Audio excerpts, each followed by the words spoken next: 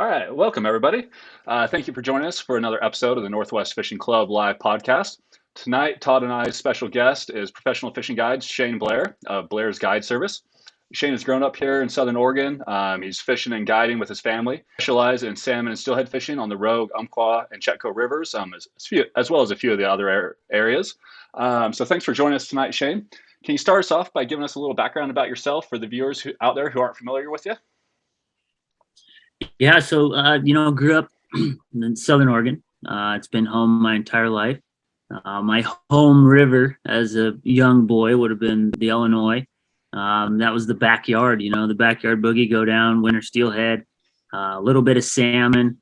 The salmon fishing obviously went away there in terms of being able to legally do it when I was quite young. I couldn't give you a date on that, but my dad drugged me around all over, me and my brother. We got to fish the Rogue, top to bottom. He drug us down to the coast. We fished the Elk Sixes, the Chetco, a little bit of the Smith, the Upper Klamath. Really just kind of got to see a lot of the fisheries in what I refer to as the last of the glory days, seeing thousands of fish, just seeing, every hole you drop into, it just waves of them. Specifically like the Chetco, for instance, is the one that sticks with me the most. Is the memories is, when I was 8, 9, 10, 11, just the amount of fish, the grade of fish. And it was it was an everyday beatdown. You went there and, 10, 11-year-old kid, and I could get 5 to 10 adult salmon a day. And my dad telling me, no, that one's too dark. That one's too small. You're able to high grade. So I'm very thankful for that knowledge of being able to see the industry, and what everybody refers to as the old days, the late 90s, the early 2000s, really some of the record returns on the rivers in terms of, spring Chinook, the coho fishing that we used to have. I got to see, I guess that in my eyes, the biggest change is when the tackle really just started to become more advanced, learning how to plug fish. That was kind of what we started with, was back trolling plugs for steelhead, and as we got a little bit older and we learned how to cast, we started side drifting, and that really changed my perspective on fishing as a kid. You went from catching 5, 6, 7 to 15, 16, 20, 22, 25 fish days as a 12-year-old kid in the front of a drift boat. Getting to see that is some of the greatest memories I have of being a kid. As time progressed, got to keep fishing, became friends with a lot of my dad's buddies who were guides, retired guides. So I just got this wealth of knowledge, from the time I would say I started retaining it, probably 10 or 11 years old. And it just continued on from there. A professional fishing guide from the time I was 4 years old. That's what I would tell everybody that I wanted to do. And, as I grew up, I fished, continued to fish. And then one day it was like, all right, it's more fun to row a boat. It's more fun to run a boat. It's more fun to take people. And part of that for me was that I got to experience catching a lot of salmon and steelhead as a young kid. I was no longer hungry for that bent rod in my hand. It was, I want to put somebody in the front of the boat and let them get that excitement. The drive for me was, now I want to put people on fish, because I got to be a part of the whacking and stacking, catch and release, just whatever it be. So it's really been a lifetime in the industry for me. Years old, but it's been, I can remember bank fishing in Illinois. It's 4 years old with a push button Zebco and a 4-foot ugly stick. And I could only cast 20 feet. And my dad and his buddy are there with me, and they're fishing the far side, in the groove where the fish always are. And I caught 2 fish back to back, casting 20 feet, not even drifting, just plunking, and I can remember that. That was my first 2 steelhead, completely 100% by myself. And just looking back on the memories that fishing has created for me, and it's creating for my children and friends and family, and now the customers that I have, turning that into friendships and and those people coming back year after year to fish with me, enjoy our fisheries, our scenery, the history. Just really thankful to be a part of the industry and the culture. Something that I take to heart is, the roots of the fishery, the culture of it. Sometimes we get mislabeled as we just want to go out there and murder all these fish, and you deal with, as I've gotten older, deal with people who are territorial. That's just part of it. I learned young in my guiding career that you don't take it to heart. Like my dad said, my first year on the Chetco specifically, I got a lot of hardship, and he said, don't worry about it. Just go do your thing. Don't sit back. Don't be timid. Have your etiquette. Get in there and catch one. And it turned into really eye-opening of, you know what to do. Go do it. Everybody has an opportunity to be out there doing it. You're going to get some heat. You're going to get heat whether you're doing it wrong or you're doing it right. If you're doing it right, they don't like you because you're catching them. Bias, meaning so you're his son, so it naturally carried over to you? Or do you think it was because you're a new guide? I've seen the same thing. It's the what is it about a new guide that these older guys are so threatened by?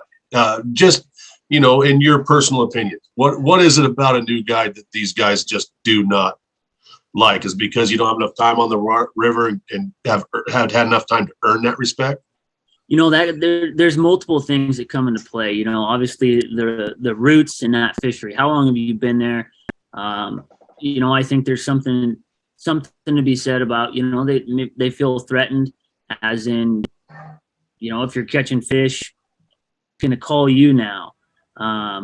They feel threatened as in that's another boat, that's more pressure. It's gonna mess up their program. They no longer are the only one putting in at 4 a.m. and rowing down in the dark to be first in the hole. I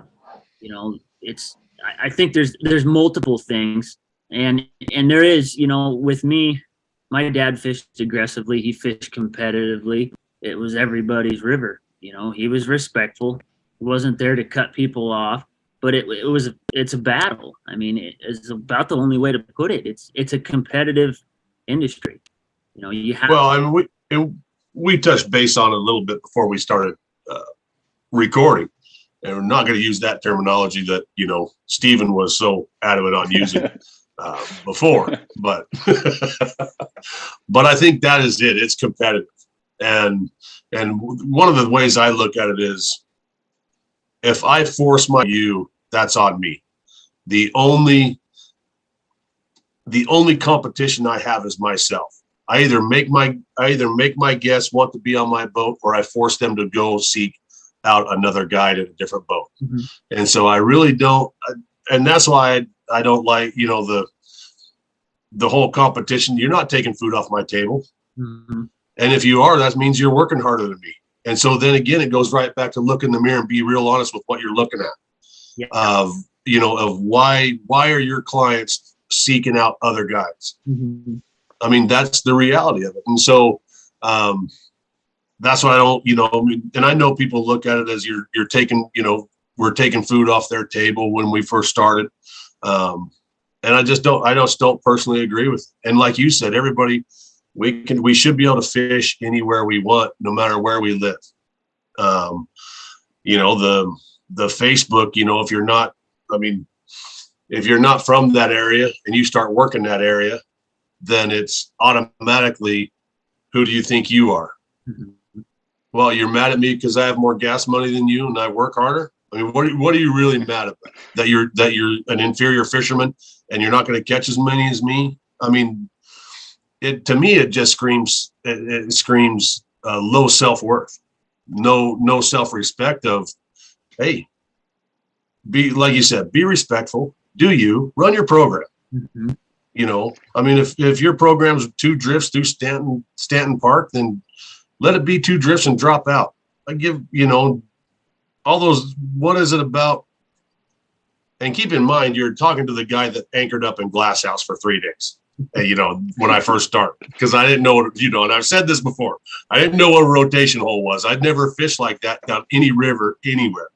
I wasn't doing it maliciously. It's just nobody told me. I mean, Todd, with you grew up on the sleds. I mean, there was a completely different code of conduct on the sleds than there is on the Rogue.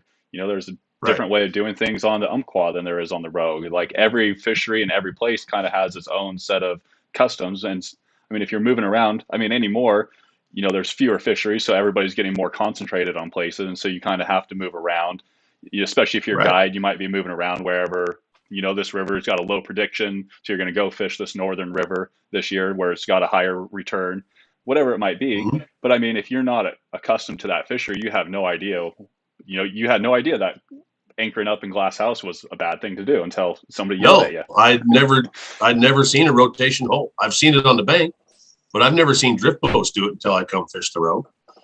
And so, and it changes, fishing the Siletz River now, it's a whole different set of rules than it was when I was young. I mean, it's kind of changed because of the amount of people fishing. So, you have to change some of those unwritten policies to where everybody gets an opportunity, and and I really think that's what people forget is everybody deserves the same opportunity on our fisheries. One person doesn't have any more right than the other, and so, it's frustrating at times, and I just don't care. I mean, you come talk to me at the, and I'll come talk to me at the boat ramp. My people are paying me to focus on giving them a safe, great day on the water. And, and I don't know everybody's program until you fish a section long enough. I don't know where you guys launch your power boats there. Cause you can guide farther up the river than just because you have a permit, right, to guide farther up the Rogue than the normal. Yep.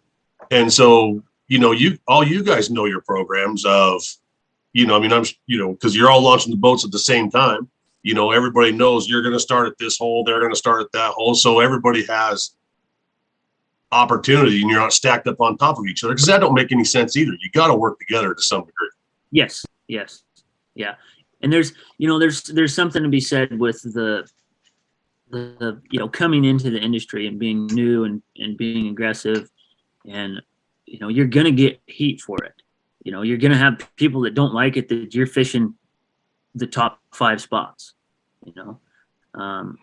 so there was a balance for me of, my first course of being aggressive and fishing the lower Rogue for spring Chinook.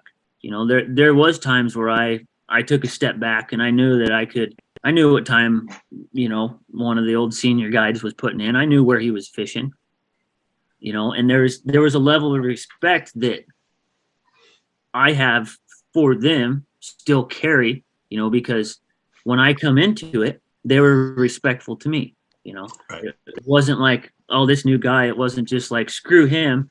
It was, we communicated, we became friends. They gave me respect. I gave them the respect.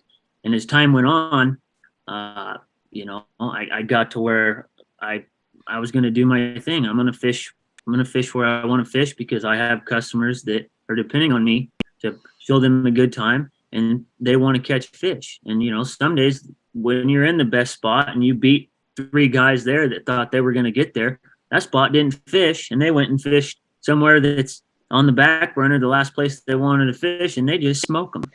Yeah. So there was a balance for me in coming into the industry, fishing around guys who've been doing it for 25, 30, 35 years. I still look up to those guys and built a tremendous amount of respect for them. And some of the guys that, out of all the fisheries that I've fished, the most welcoming group of senior guides have been what I would say is the Gold Beach area. I would have to agree. I showed up there for the first time in my powerboat. I don't know how many, it was 5-6 years ago, when I first come down there and fished it, I had my family in the boat. And dude, I'd met Josh Terry maybe twice. Mm-hmm. and he's seen my boat come out of the marina and he seen it slow down. I mean, it's, your first trip down there, you want to watch a little bit, see the lay of the land, because there's you can see that unwritten rule with how guys are fishing. Yeah. I mean, it was tight quarters that year. Oh, yeah. It was, and it has been since. And he texted me and he said, dude, get in there, hook a fish, turn the boat sideways. Everybody will dodge you. Yep. Make yourself get in there and do it. Yep. And so I think, and I think that's what you mean by being aggressive. Yes.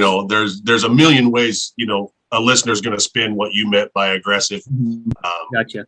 Yeah. And so, I just wanted to clarify that yes, that's what aggressive means, is just confidence. Like you said, we're all going to fish it. Yeah. And we did very well. And we had a lot of fun. Mm-hmm. Yeah. Confidence in, so that's well said for rephrasing the aggressiveness. So being aggressive, being a part of the program that's effective.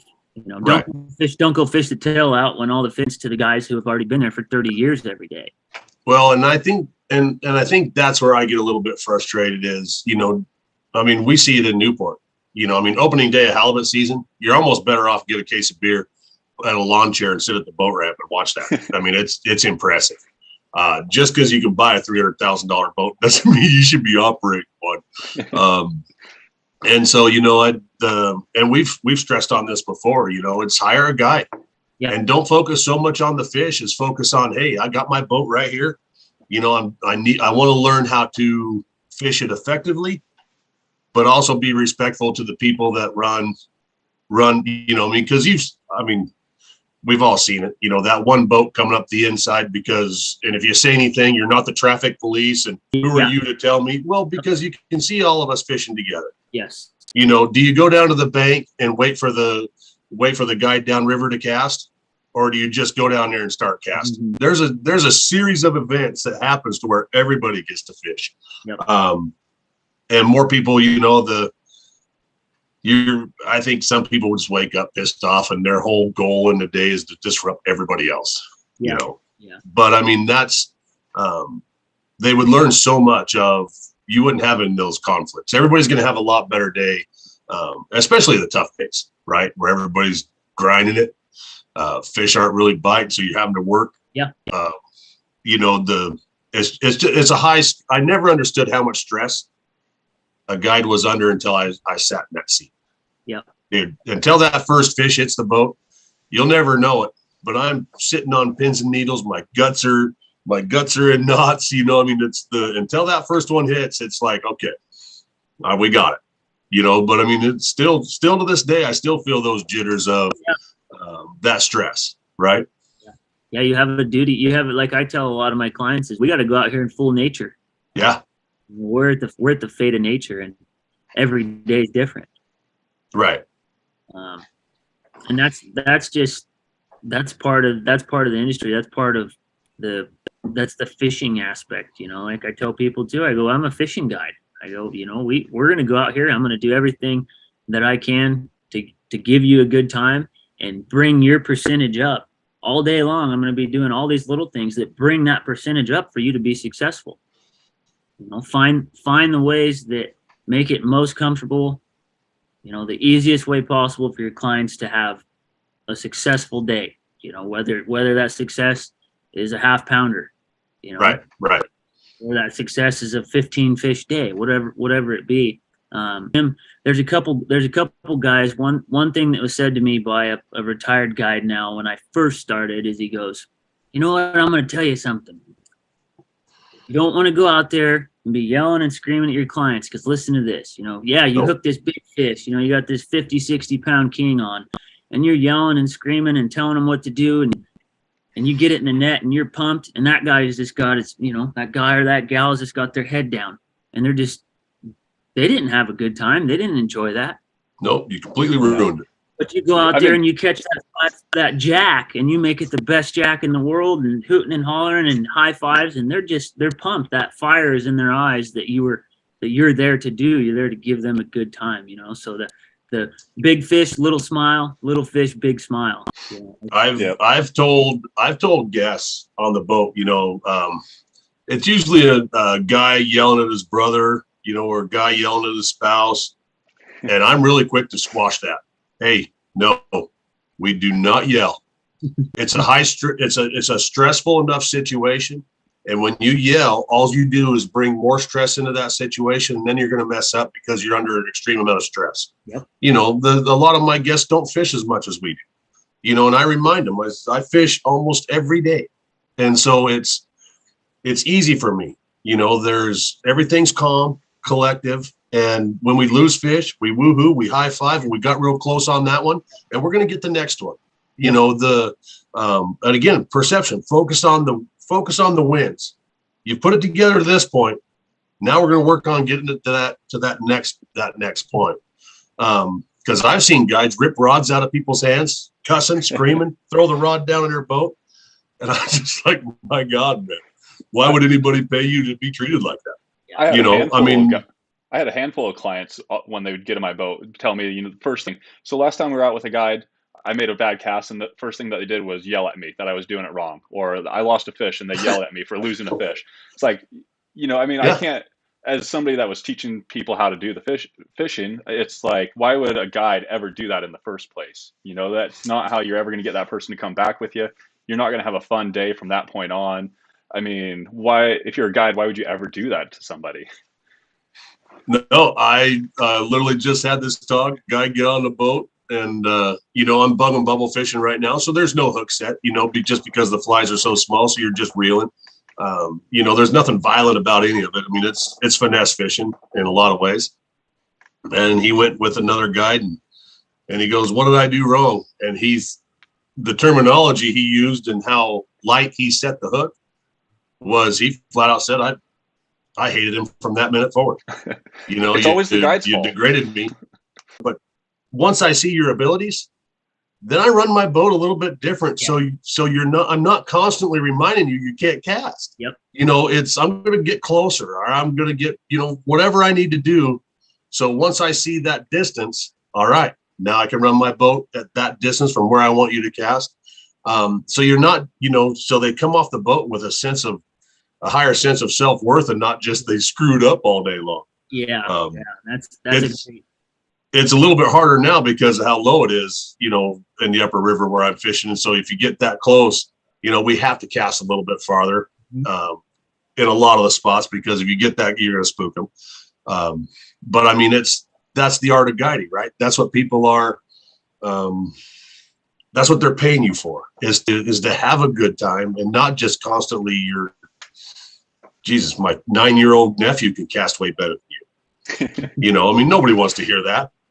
And so, but yeah, it literally just happened the other day, that same conversation and dude, it took him 7 years to hire another guy. Wow. And he's like, why would I want to be treated like that? Because that first impression on your first guided trip, you're like, guides are assholes. I'm not being around that, that. Yeah. So. And, that's the mental aspect of it, of guiding is, every day is day one. Yeah. Every day it's your job to start it over completely. And you got to put all of your stuff aside that's going on at home, the stresses of, relationship, kids, finances, whatever it is, like that stuff has to all be put aside, to make sure that your customer's experience is the best it can be. And that's something that takes time to learn. I know I've failed at times and carried a burden on my shoulders with, wasn't having a good day. And you just got to remind yourself to always keep that experience as positive as it can be, no matter what, and honesty. Being honest with your customers is something I really strive for. I don't have an exact number, but I'd say it's, sometimes winter steelhead, there's 10, 15 trips where I call people and say, we're lucky to get one. Spring Chinook. Hey, we're getting, I told some people last year that we're getting a fish. We're getting one bite for every 3 days. And I go, we don't care. We want to come out. We want to relax. If we catch a fish, it's a bonus. And there was days we got 3 or 4. Well, yeah. There was days we didn't get a bite, but their expectation was not to come and limit out. You know? No, and I think that's one of the things that I pride myself on. You'll hear me tell people, hey, I do not feel good about taking your money for this, and these are the reasons why. Mm-hmm. You know, the lake trout fishery up where we fish there at Odell, there's a certain time of the year where they start their pre-spawn. I'm here to tell you, I can find them. Shoot, that's easy.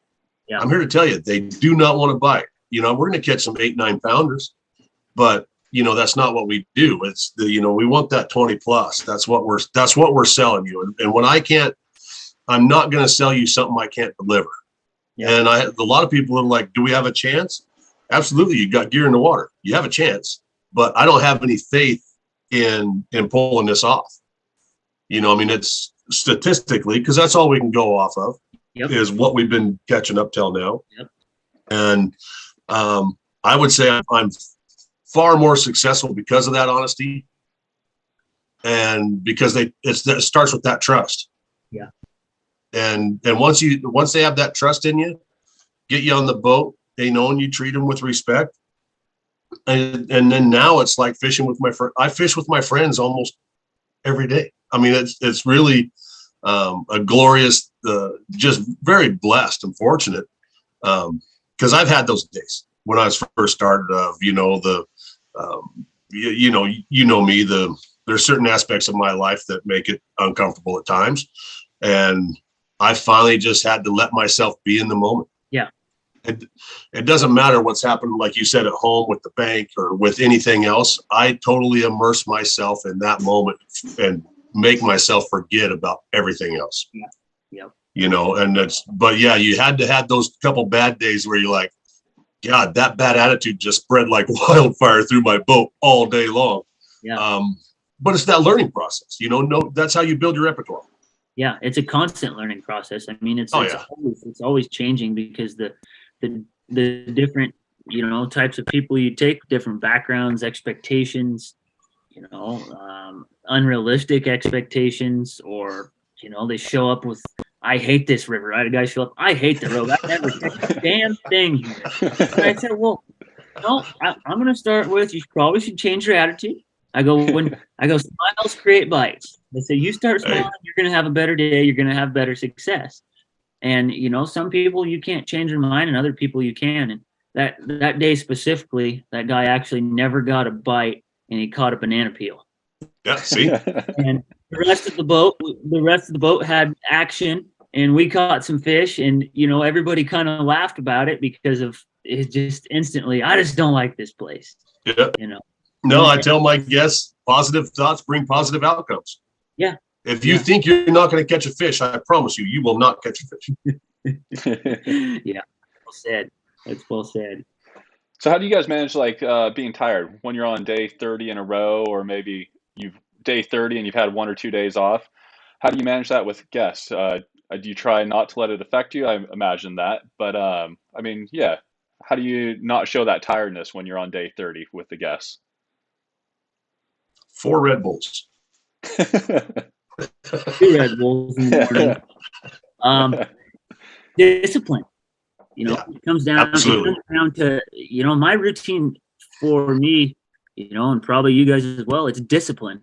I cannot let myself slip in one step of my day, from the beginning to the end, to, done washing the boat, going through leaders. Everything has to be the same every day. Maintain that discipline.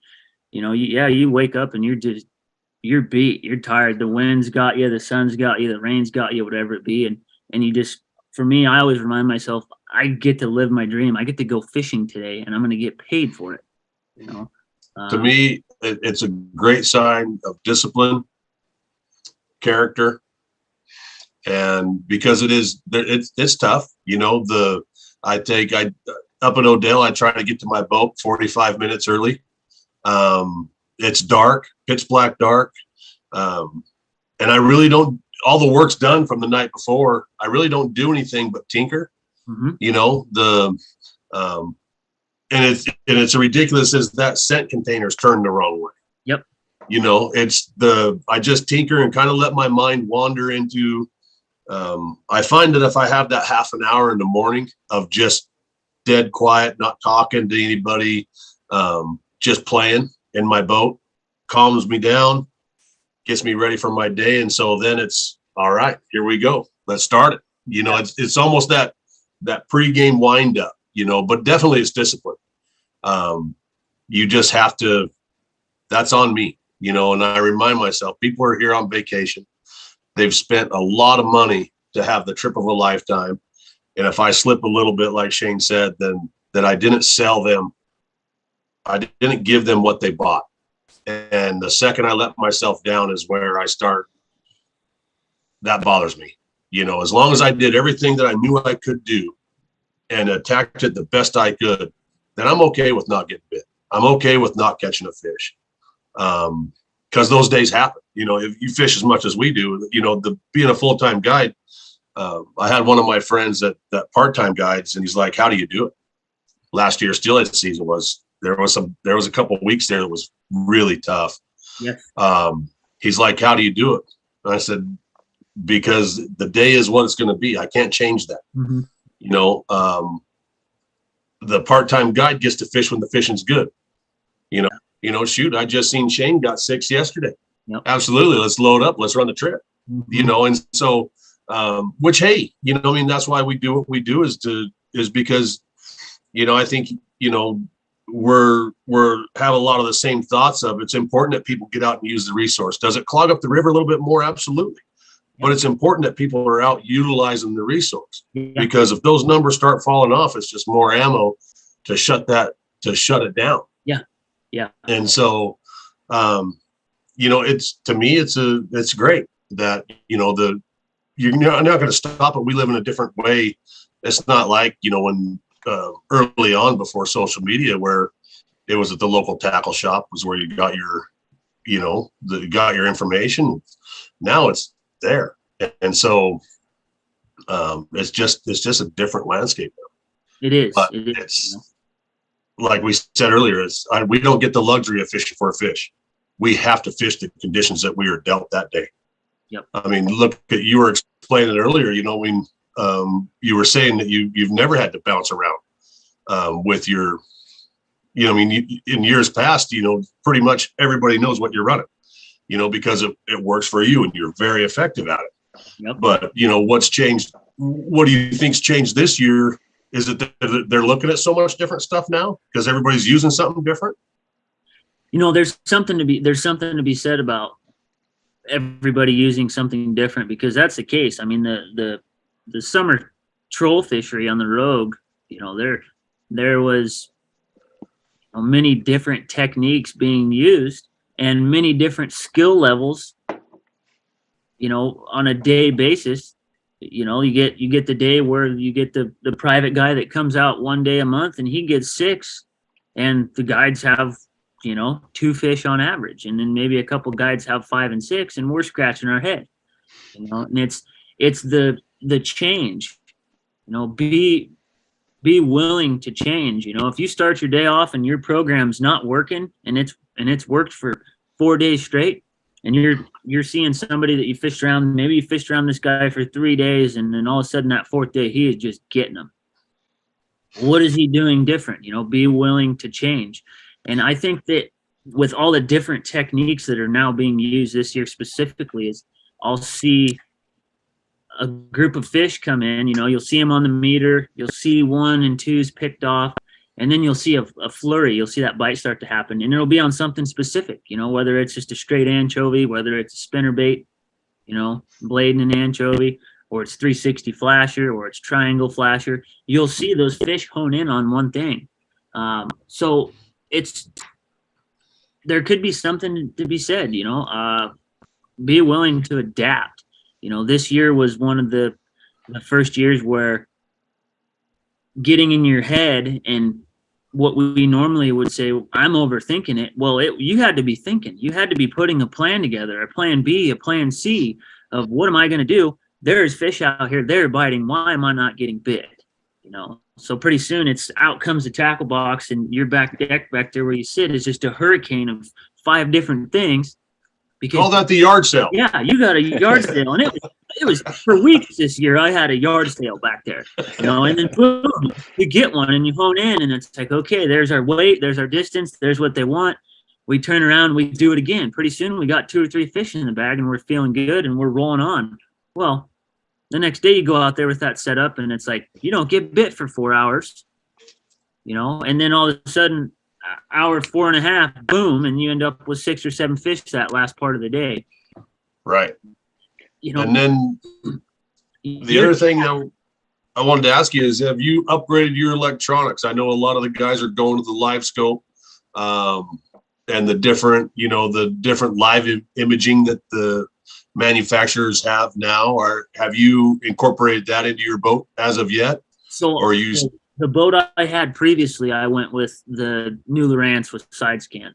It took me probably 3 weeks of playing with that to get where I am like, all right, what I'm seeing, I'm believing. Right.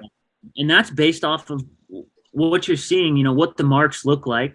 Okay, well, what's being caught? All right, I'm seeing these marks on the bottom. Boom, I'm bit on the bottom. That's a 20-pound king. So it takes time of honing in on these new electronics because they will fool you. But once you learn how to read them, it gives you an edge. You're constantly seeking the edge on a year specifically. I can't tell you how many times I look at my meter and I go, there they are, and about the time I get done saying that, a rod goes off.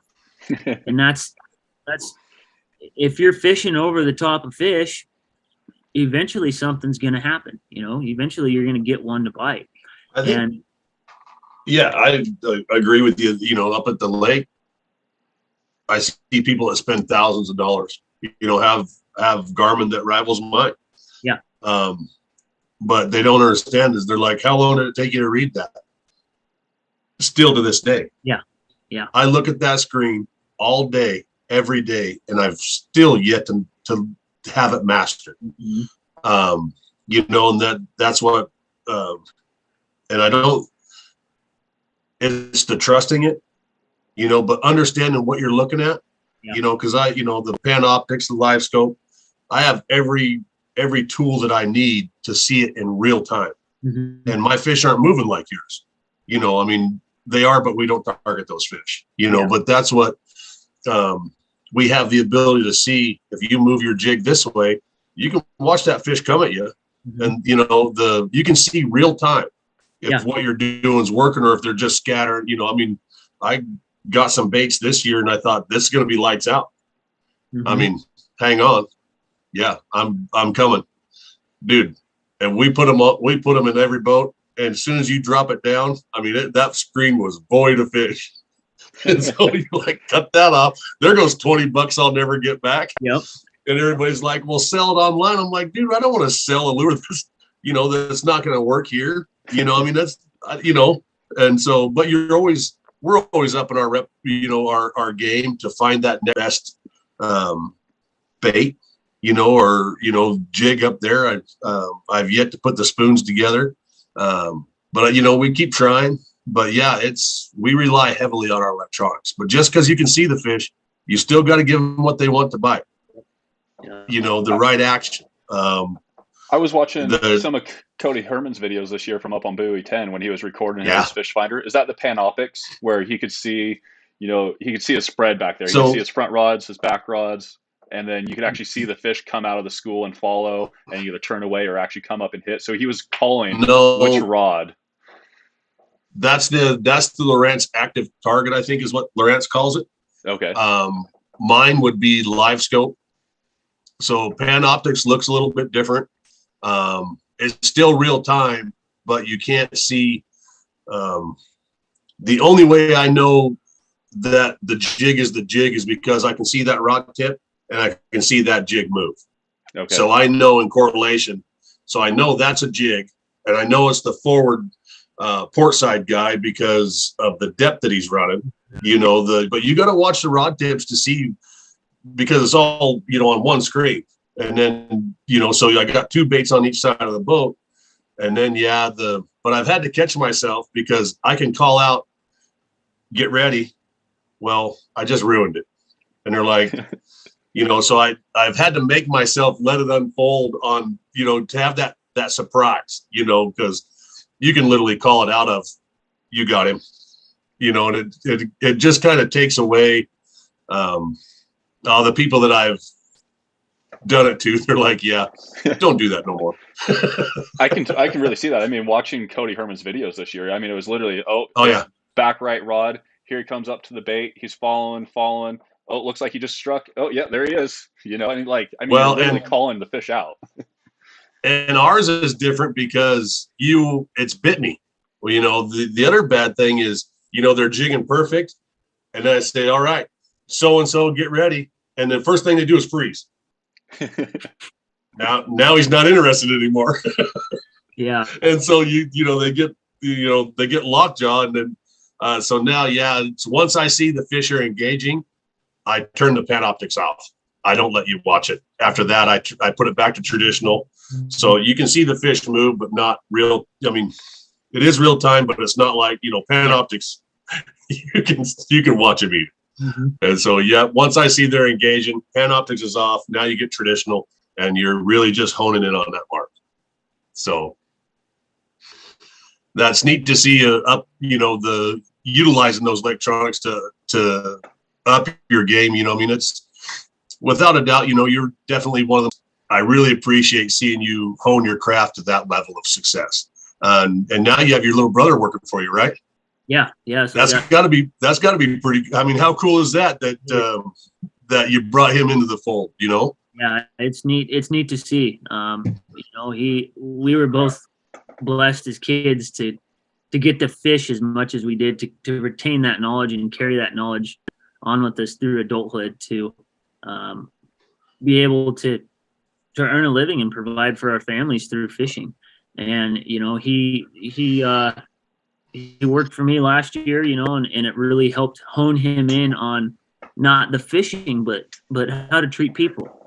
Absolutely. It's far more important than the fish. Yeah. And that was the biggest thing that I noticed through him is, obviously he learned all the fine tuning stuff that I've been working on over the last several years, and the stuff that Dad's taught us. But, being there with customers every day and being a part of the guiding and the aiding of catching fish, and learning how to treat people was really a fast track, I would say, for being able to treat your customers correctly.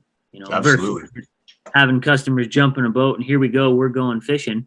He got to see the ins and outs, the people that really struggle. I mean, you load your clients, you leave the dock. It's a 20, 15 to 20 minute talk. This is how we do it. This is how we let out. This is what we do when we hook a fish. This is where we store our rod. This is bait management. When we have a fish on, let's make sure our baits aren't getting stepped on. Let's make sure that they're not in a position where we could get hooked as we're running around the boat trying to take a video of our daughter or our son or our husband or wife catching their first salmon or their first fish ever.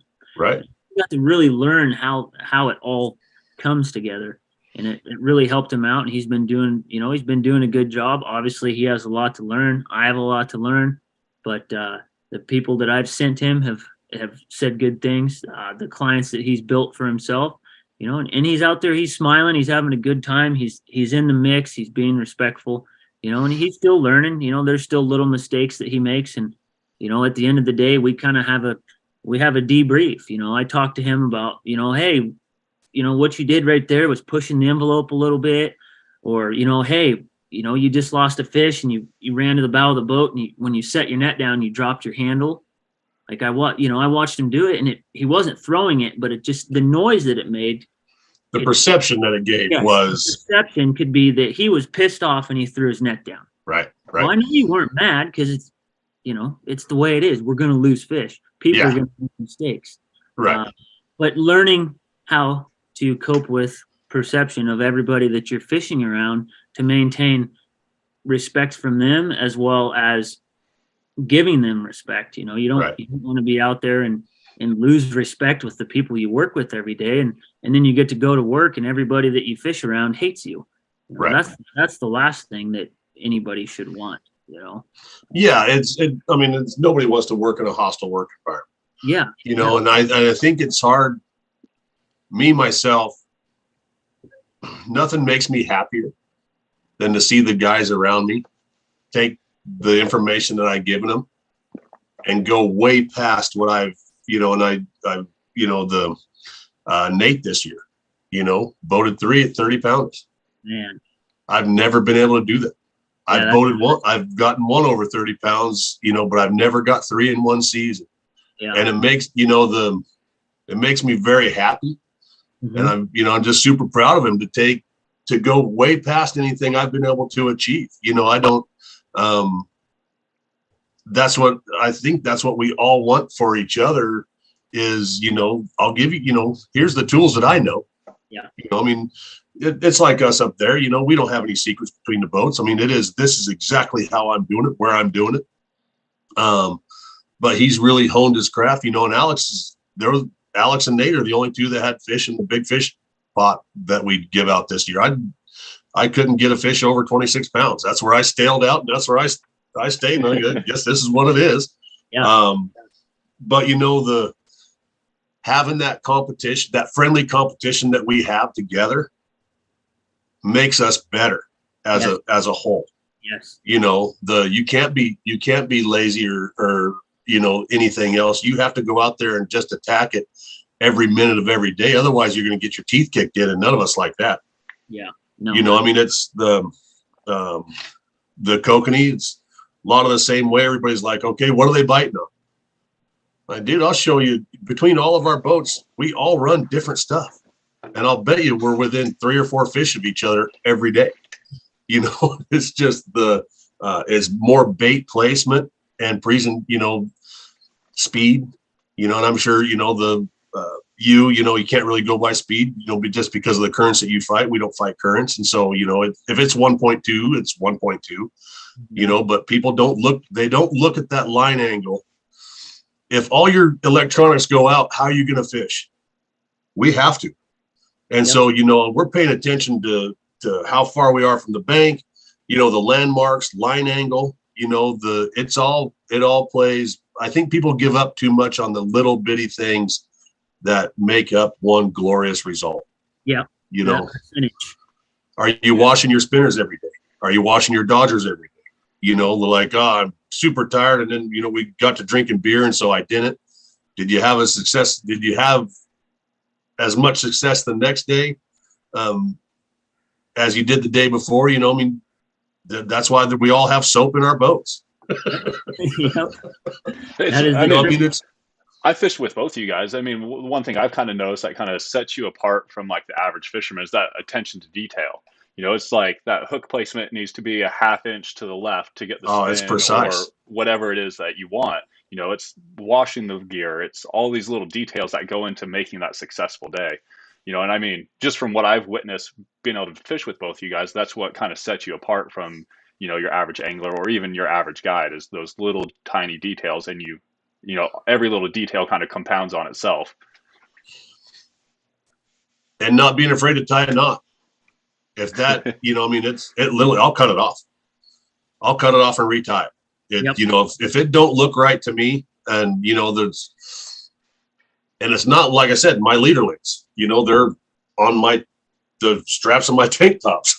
It's not like, I sit down at a desk and cut them all 20 inches or whatever. But I've tied gear on, and it just didn't look right. Yeah. I don't know what it was about it. So I just cut it all off and retie them. Like, what's the matter? Oh no, that'll hold. No, it won't. No.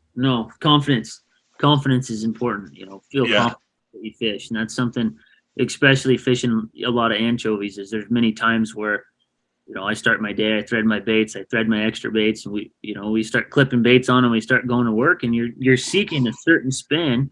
And there's a couple different kinds of spins that you can create with your bait. You can create that drill bit, you can create that tail wag, and being able to adjust, throughout the day and recognize that bait's stale. That thing ain't fishing. I just clip that on there, but we're taking it off. We're starting over. Sometimes you get them where their head's soft and that nose hook just don't set up in there right. And that bait just ain't going to fish. Yeah, if you got a wide open bite going, that's one thing. You put it in there, it's going to get bit. But those days where you're having to really pull all of those little percentages and those little attention to detail, putting it all together to produce that first bite. Being able to just say, don't ever settle for mediocrity. No, I think people have an unrealistic, it's not silvers in the ocean. Mm-hmm. Tie a hook on your line, put a piece of meat on it. It could be the head, it could be the tail, it could be the belly. Put something in there that they can smell. They're going to eat it. That's not a technical, in my experience, it's just not a technical fish to catch out there. It just but they're actively feeding. They're not coming up a river, water temperatures, there's a lot of dynamics that go into that. There is. And confidence on the angler. Yeah. Dude, I've cut jigs off. I've literally cut jigs off of one rod. They weren't going to get bit. They had no confidence in that gear. I've cut that off, put on a different one, cut that one off and put it on another rod in my boat. And now both people are catching fish. Yeah. Confidence is huge. It's like I said, positive thoughts bring positive outcomes. If I have, because people are like, should I check my bait? Back bouncing for salmon. Should I check my bait? Absolutely. Yep. Do I need more eggs? If you want, I think it's fine. But if you don't have any confidence in it, swing it back here. We'll reload it and get right back after it. It's the confidence is huge. I would agree with you 100% on that. Yeah, it is. It is maintaining the confidence for within yourself and your customers, and being able to judge people. I guess judge their level of confidence. Are they overthinking it, and you just clip the bait on there, and every time they reel up, they're asking for the new bait. That's an instance where then it comes into a teaching lesson. So then I grab the bait and I show them the things that I'm looking for that tells me that bait is still fresh, that bait's still going to fish, and it puts it in front of them so that they can understand, okay, so my bait is still good. Right. And then after an hour, half hour, 2 hours, whatever it be, however long that bait fishes, because they all fish different, then I show them, okay, see this right here? You got this, your scales are falling off, you have no blood left. That bait's fished out. Does it still spin? Does it still flash? Yeah. Will it still get bit? Yeah. I fished a bait one time for 7 hours on my rod, just to see if I could get a fish, and I got a fish the last half hour of the day on that same bait. Your percentage is going to go up. You have a fresh bait, it looks good, it smells good, it spins good. Your percentage goes up for you. Your percentage goes up for your client's confidence, and that's just part of the things that you learn with time. Is you don't want to have somebody sitting in your boat that's just upset because you gave them something that they have no confidence in. No, one of the things when we're out of bug and bubble and we can fish all the tactics that we have, the biggest question I get is what are we going to do today? And I tell everybody, I don't know, but there'll be 12 rods in my boat. I will find a technique that you're confident and proficient in. Mm-hmm. And then I'm going to exploit the hell out of that technique. Yep. If I see you getting frustrated, you can see it in the body language. When you do it long enough, you can see when somebody's disengaging from you, and they're fighting it, they're frustrated. And so, hey, this next hole's a really good plug hole. Great time to have a cup of coffee and a snack. Yep. And you'll see them decompress. Yep. And then now I got your attention again, and we're going to go right back to back bouncing, because it is a very effective way to catch salmon in the upper river. Yep. But again, that's the art of guiding, right? It's being able to see that stuff before you get so penned up. You're like, we're 4 hours into our day and you're like, you know what, we're good. Every time I hear that, I take it personally. Mm-hmm. That I look at it as from a learning point of, I failed you. I did not deliver what I should have delivered. And you're not going to please people are going to get attention spans or whatever. I'm not saying those people, but I always take it very personal of, I did not give you what you bought. And so what did I see? How can I fix it to where that don't happen again? Because I want you on my boat, having fun, excited. But we've all had it happen. I'm good. We can call it. Everybody else is like, oh, sweet, you only had to work 4 hours a day. And it's like, no, it's not sweet. Yeah. Nothing bugs me more than that of I couldn't deliver it. Yeah. And so those are the days that are really hard on me. Mm-hmm. Are those days where and, maybe I failed you, maybe I didn't, but in between my own ears, I take it very personally. It's like, damn it, where did I drop the ball? Yeah. And so it's different. Like I said, the stress in that seat, I never understood until I put myself in the seat of, and now when I go guide, when I go fish somewhere else, I hire a guide. Yeah. I don't want to work. I don't want to, and I'll cast where you want. I don't want to bait my hook.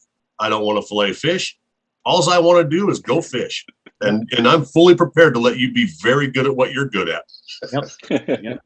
But my attention to detail, when you're like, Todd, you're getting a bite, I'm like, I'll get the next one. Because I'm not, I'm just out there enjoying it, man. It's I took my dad down the Wild and Scenic with Donnie Greaves here, I don't know, 2 or 3 seasons ago, and we were side drifting, and Donnie's like, Todd, like, yeah, I'll get the next one. No, you won't. And I was like, Donnie, I don't even want to fish. I don't even know why you're making me fish right now. Well, it's because, Donnie's, they're competitive. He doesn't, we all want to be top boat. And the only way you're top boat is if you get guys paying attention. And I just kind of refuse to pay attention. Yep. So, but again, what's success? I was hanging out with my dad.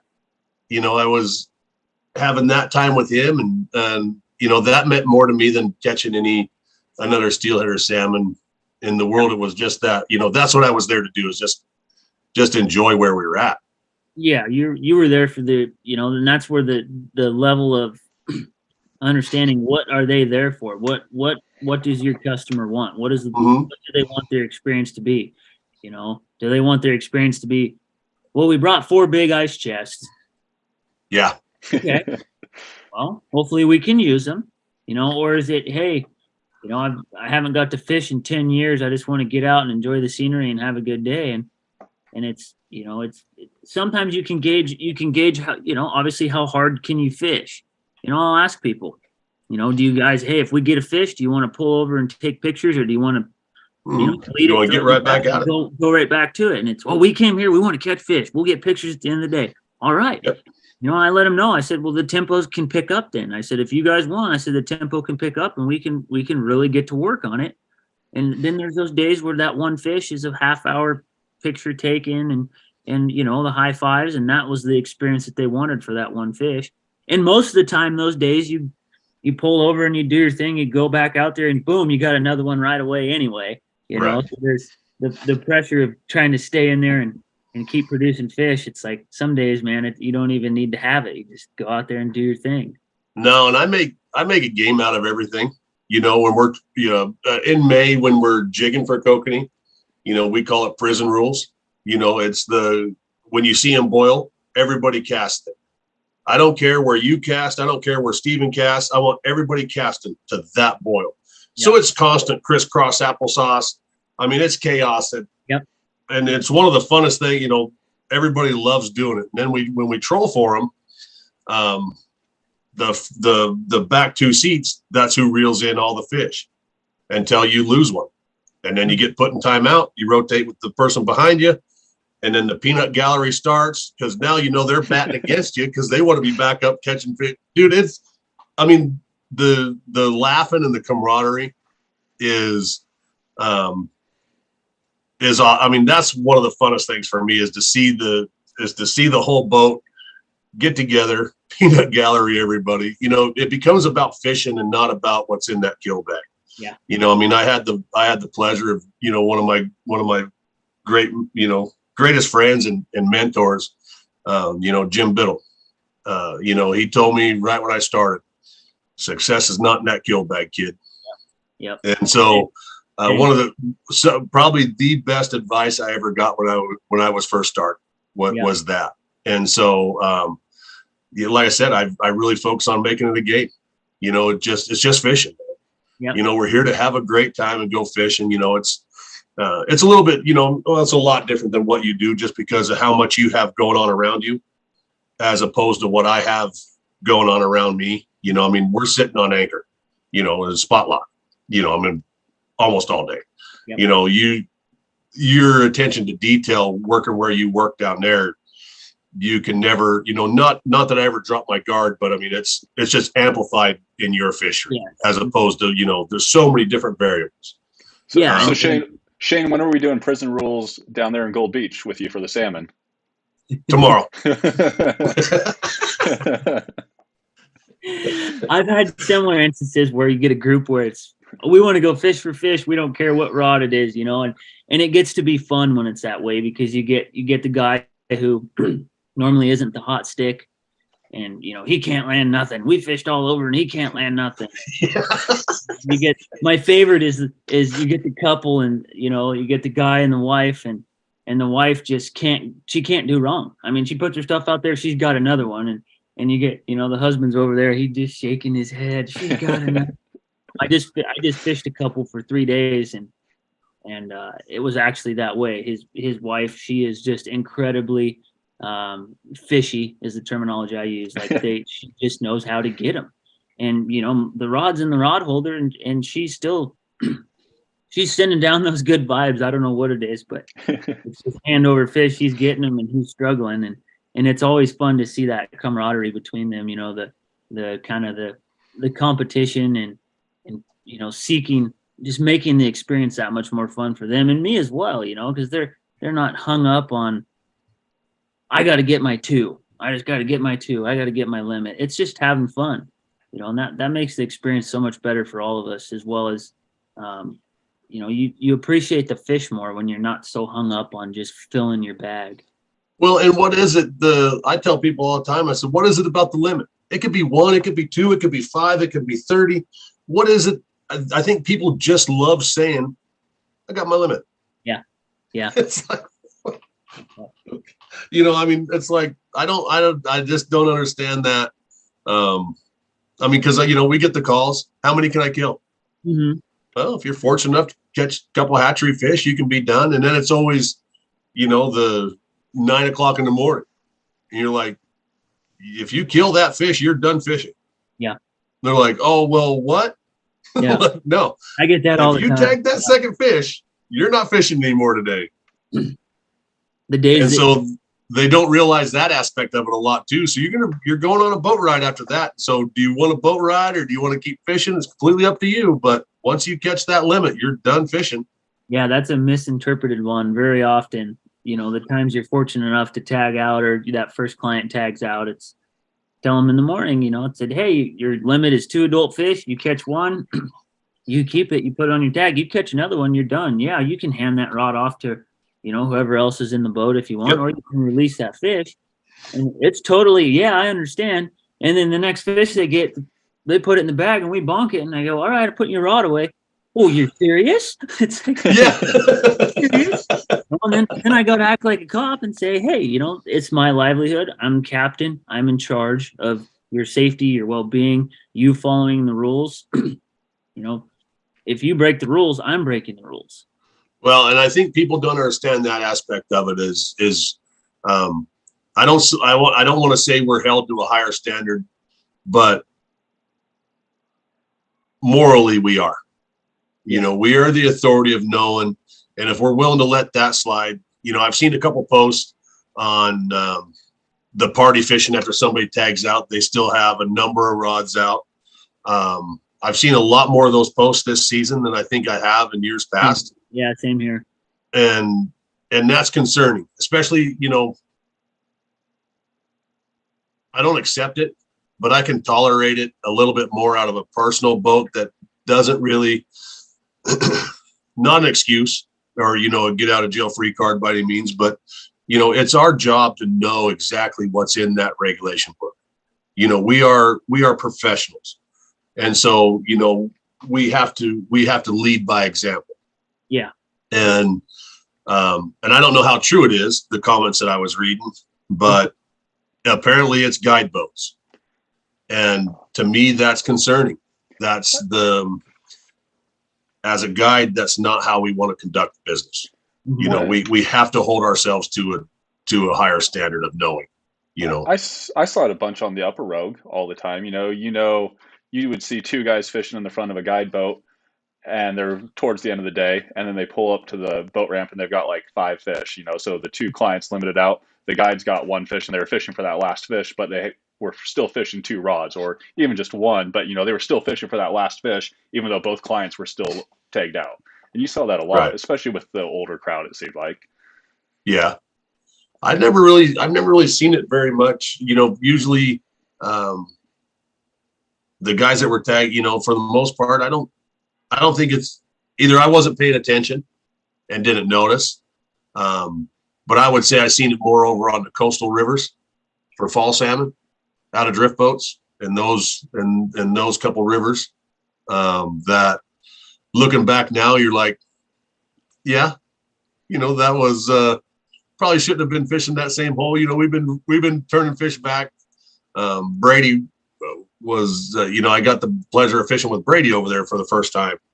And, shoot, I think we released, 9 or 10 salmon that day. And we got to the boat ramp and I'm pretty sure they, that other boat was still fishing and they reeled out four keepers. But we tagged Brady out that day. It was me and Nate fishing with him. And so we'd hook up and hand him the rod. And then, one of us would jump back and row the boat, and so, I mean, me and Nate were still both fishing, but it was legit. So I kind of just chalked it up to that. I think I didn't know the dynamic of what was happening and, who tagged what, but I mean, it was literally just us hooking it and the rod off Brady. So he, we all took salmon home, for the most part. But there's definitely legal ways to do it. Yeah. And I think it is. Yeah, but I never put 2 and 2 together until you just said that. But it seems to be more prominent this year with the comments that I'm reading in the posts of that's a shame. That concerns me a little bit of that's what we're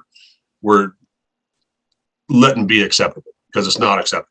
And I'm pretty sure it is legal in some fisheries, right? Like I'm pretty sure the ocean you can do that. You can fish all the rods until everybody's tagged out. But I don't know. And the Columbia. Okay. The Columbia, you can still have all the rods out on the Columbia, I believe. But don't quote me on that. I have no check because I don't fish that fishery. I don't have any facts to say, what I just said. One question we had, guys, kind of before the show from somebody was the idea of doing a quota down there in Gold Beach. This year and kind of in years past, we see a lot of fish getting caught down there at the bay, and then not a whole lot of fish seeming to get caught in the Grants Pass and Gold Hill area. What are you guys' thoughts on doing something like a quota like they do down there on the Klamath or even on the Columbia? That's a question that could be taken a lot of different ways. As a guide professionally. Say it, Shane. Being able, I'm not a politician, but I'm going to try to be here. No, don't politician it. Just say it. I don't agree with it.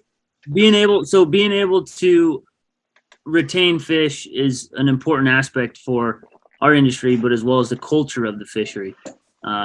What worries me is how the fisheries are managed. When we try something, okay, say we put a quota, we try this quota. Okay, well, that quota is met in the first month. Then what? Then what do we do for the next 2 months? We have clients booked for 90 days straight, and we meet our quota in that first month. Well, then what happens to the rest of those clients? You got to call those clients and say, well, it's catch and release now. Absolutely. Come up river and book me. So there's a balance that could be met. I don't know the answer. I drum up a lot of ideas in my head. We talk amongst ourselves down there in the lower river. We do catch a lot of fish. But at the same time, how I look at it is I'm not sleeping in my bed every night to make a living. I moved down there through the summer, the spring, the summer, and part of the winter to work, provide. That's a place I enjoy fishing. It's a group of men and women that I get to fish around every day that I enjoy being a part of. But at the same time, there's always, what's right for our fishery.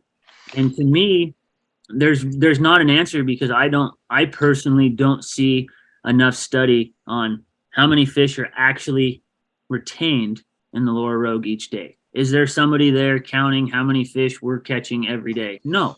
I have never been checked an a creel survey on the lower Rogue for fall Chinook in the bay until this past week. And there was actually some Oregon Department of Fish and Wildlife members down there doing a survey.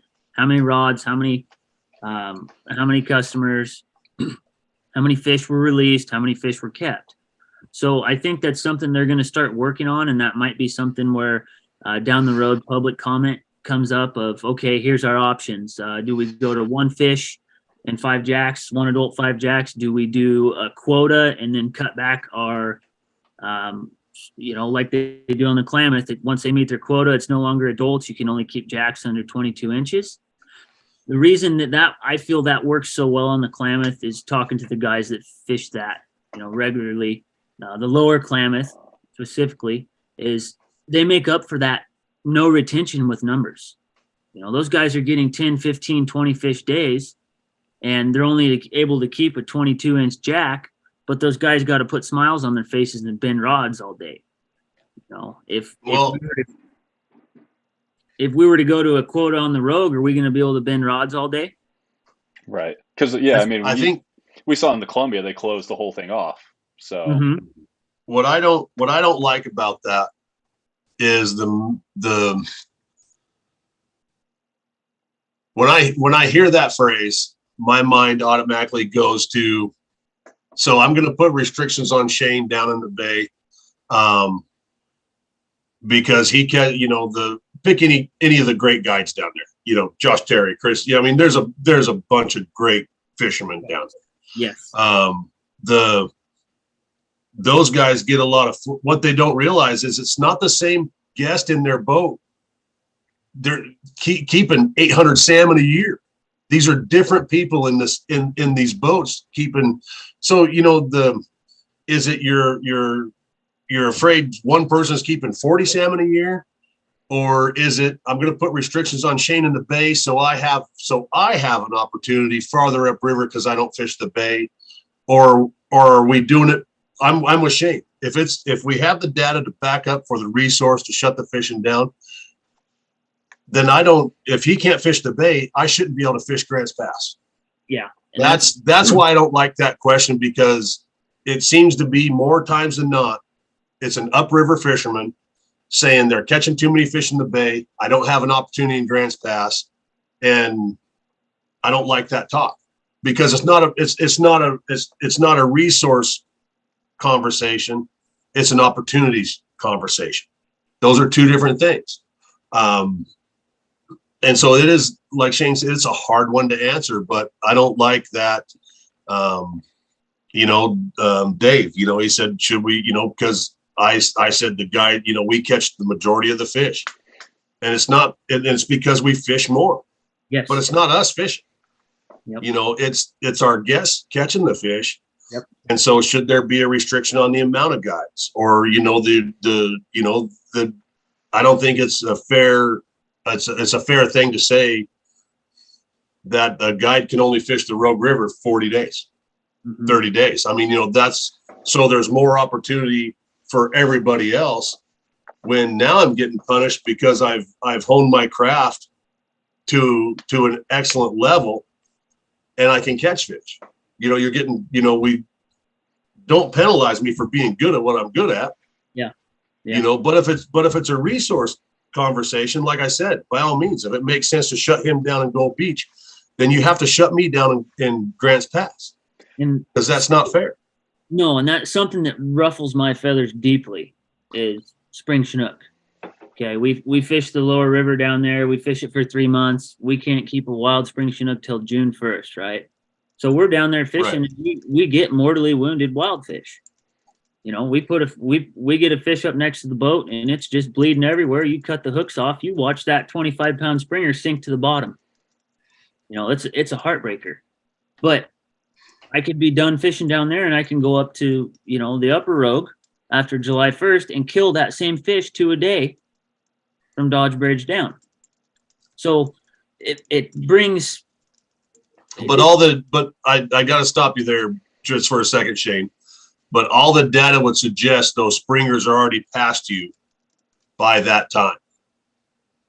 That makes sense? Yeah, but then so you have the genetically the the cross.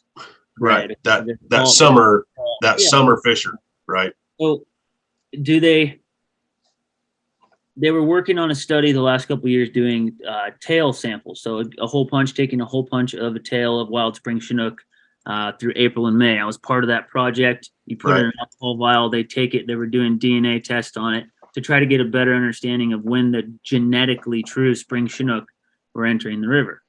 Right. No data was ever released on that. I've asked, that's not public data. It's just those fish, how do they determine what is a true spring Chinook and what is a sprawl from Dodge down from July 1st on? Are those all sprawl fish spawning there? Are those all spring Chinook spawning there? Is it a mix? How do you determine? The biggest thing for me is just the opportunity. So, we fish down there, private guiding.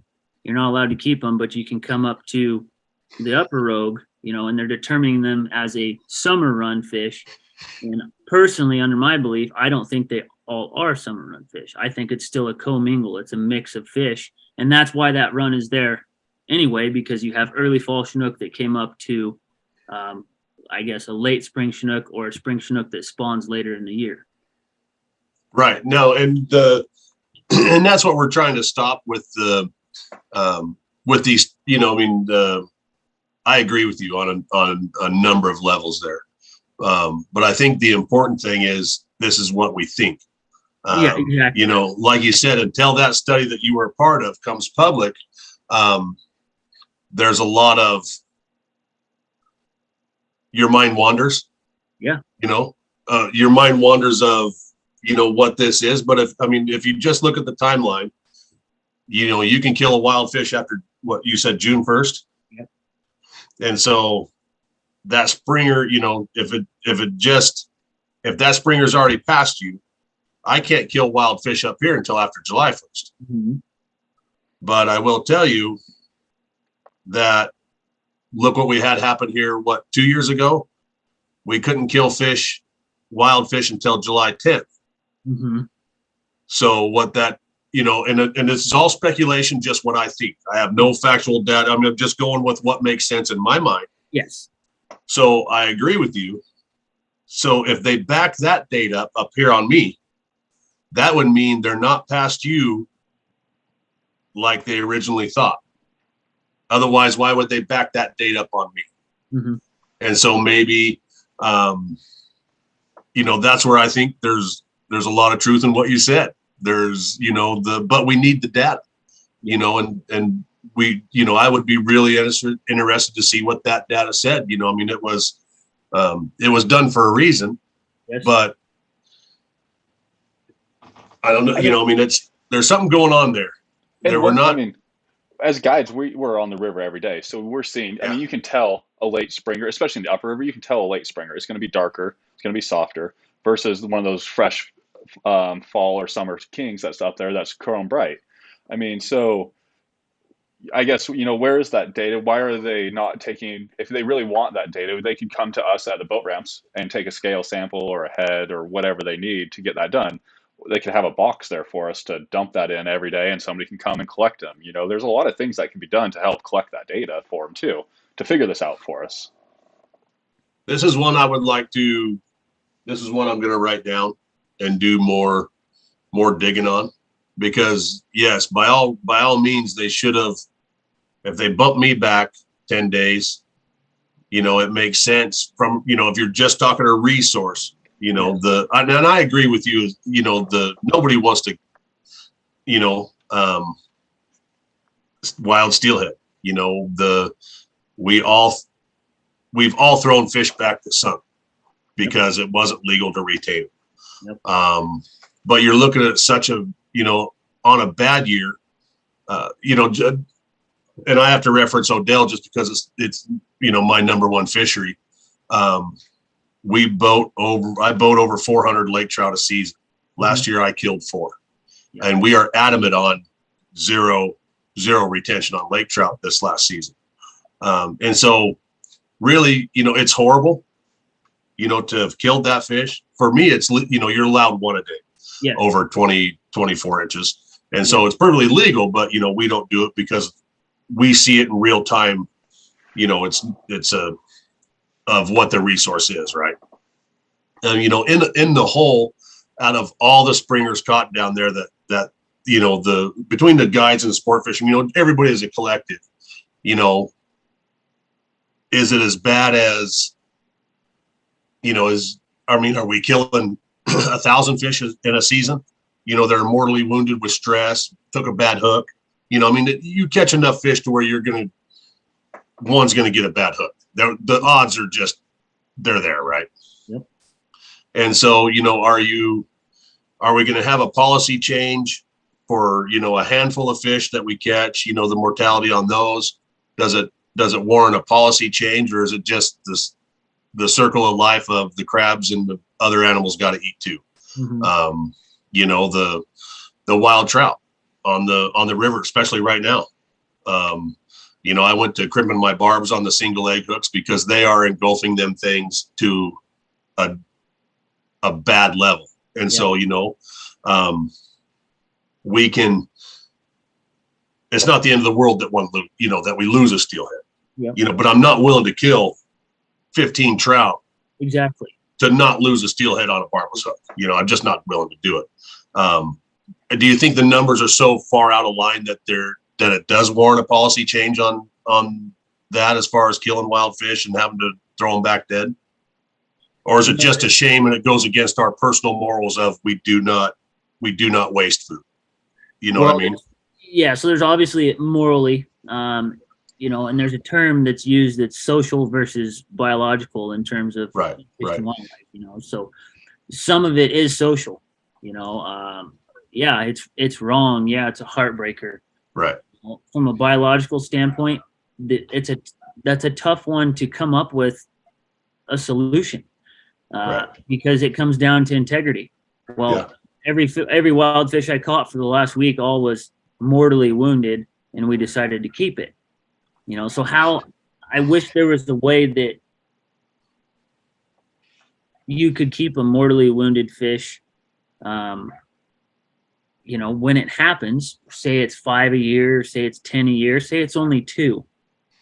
But I don't think there's a way that it could be done without people pushing the limits, and ruining that. I think you're missing an important part of, if you look at the bycatch of the commercial fishery, as a professional, your livelihood depends on this. As long as your guest doesn't take it home or you don't take it home and it goes to a food bank, why not? It's going to go to, you're not going to get any personal satisfaction out of it. But that fish isn't going to go to waste, and then, you're going to get in the argument of the resource, and, it's vital that they go back and, just barring that of give you five and donate it to the food bank in town. Yeah. And let them feed, let them go to a family in need, or, whatever. But I think there is a way, but it's going to take people opening their minds and their vision to see different, like I said, the bycatch in the ocean, they don't throw that fish overboard no more. It goes to the plant, gets processed, and gets donated. My tribe is, we get salmon from those those trawlers. Yep. And so I think there is a way to do it, but we just got to be willing to think outside the box. Yeah. They have a quota on that bycatch though, right? For the commercial fishermen, once they hit their quota, don't they get shut down? Well, that's where I was going next, is you got to be careful what you wish for. Right. To where it comes down to where, if they do give you 5, if you kill 5, you're done fishing until that wild retention. I mean, there's good and bad that comes with all of this. And so maybe now you're running barbless hooks, maybe now your hooks aren't quite, they're strategically placed to where that's going to limit that, they're not going to take it down as deep. You're going to run bigger baits. You're not going to catch as many fish, but if you're out there consistently mortally wounding fish, then there's a downside to it. Yeah, and so, but hey, from a resource standpoint, I think we're all at a place to where I'll throw my hat in the ring. Absolutely. If I don't hone my craft and not, like I said, barbless hooks, and I don't know if that's the answer, because if you look at that study that come out of Sacramento on barbless and smaller hooks, it was worse than bigger barbed hooks on the mortality of those fish. And so, I don't want to get into that rabbit hole in debate. No, because I don't have enough information on it, to have an intelligent conversation. Yeah. But I would throw my hat in the ring, because then those people that are just, hammering fish, then you're done fishing, and so it is a double-edged sword. I mean, there's good and bad that comes with every solution. Yeah. One of the things, going back to kind of the quota on the lower river too, just kind of my point of view, was a lot of times when you have a quota, you're going to hit it if the run comes in over prediction, because the quotas are all based on a prediction off their model. And as we found, a lot of those models aren't very accurate, to say the least. No. So they make a quota. If the run comes in over prediction, you're going to hit that quota super fast, and then you're shut down. If the run comes in under what they were predicting, then you're never going to hit that quota. And oftentimes, and then the fishing down. actually gets extended, because they don't have a way in season to really manage that a lot of times, especially, Klamath, Rogue. If we were to implement that, we don't have that actual in season run numbers that we can go off of to say runs coming in over forecast or under, and then we can't change anything. Well, and I don't think the Klamath don't the Indians gill net the Klamath River? Yeah. And so I don't think that's a fair. So they're trying to balance the gill net harvest and the sport fisherman harvest. And so I would agree there probably needs to be a quota there because of, the gill net sport fishery dynamic, right? You know as well as I do, you have to have a balance. If you have gill nets in your river, you better have a balance, because you will decimate a run. I guess we see that on the Columbia. Yeah, we see that on the Columbia and up in Washington. I believe the tribes are allowed 50%, and then we're allowed 50%. So you have to manage that kind of with quotas. Right. And so, I think the only gill nets on the road are just when they do that creel study. Is that correct? Is that right, Shane? They'll do some sampling down there to just get an idea what the run is. Yeah, and that's just a seine netting. That's not an actual gill net. So they go out there and they do a netting operation at Huntley Park.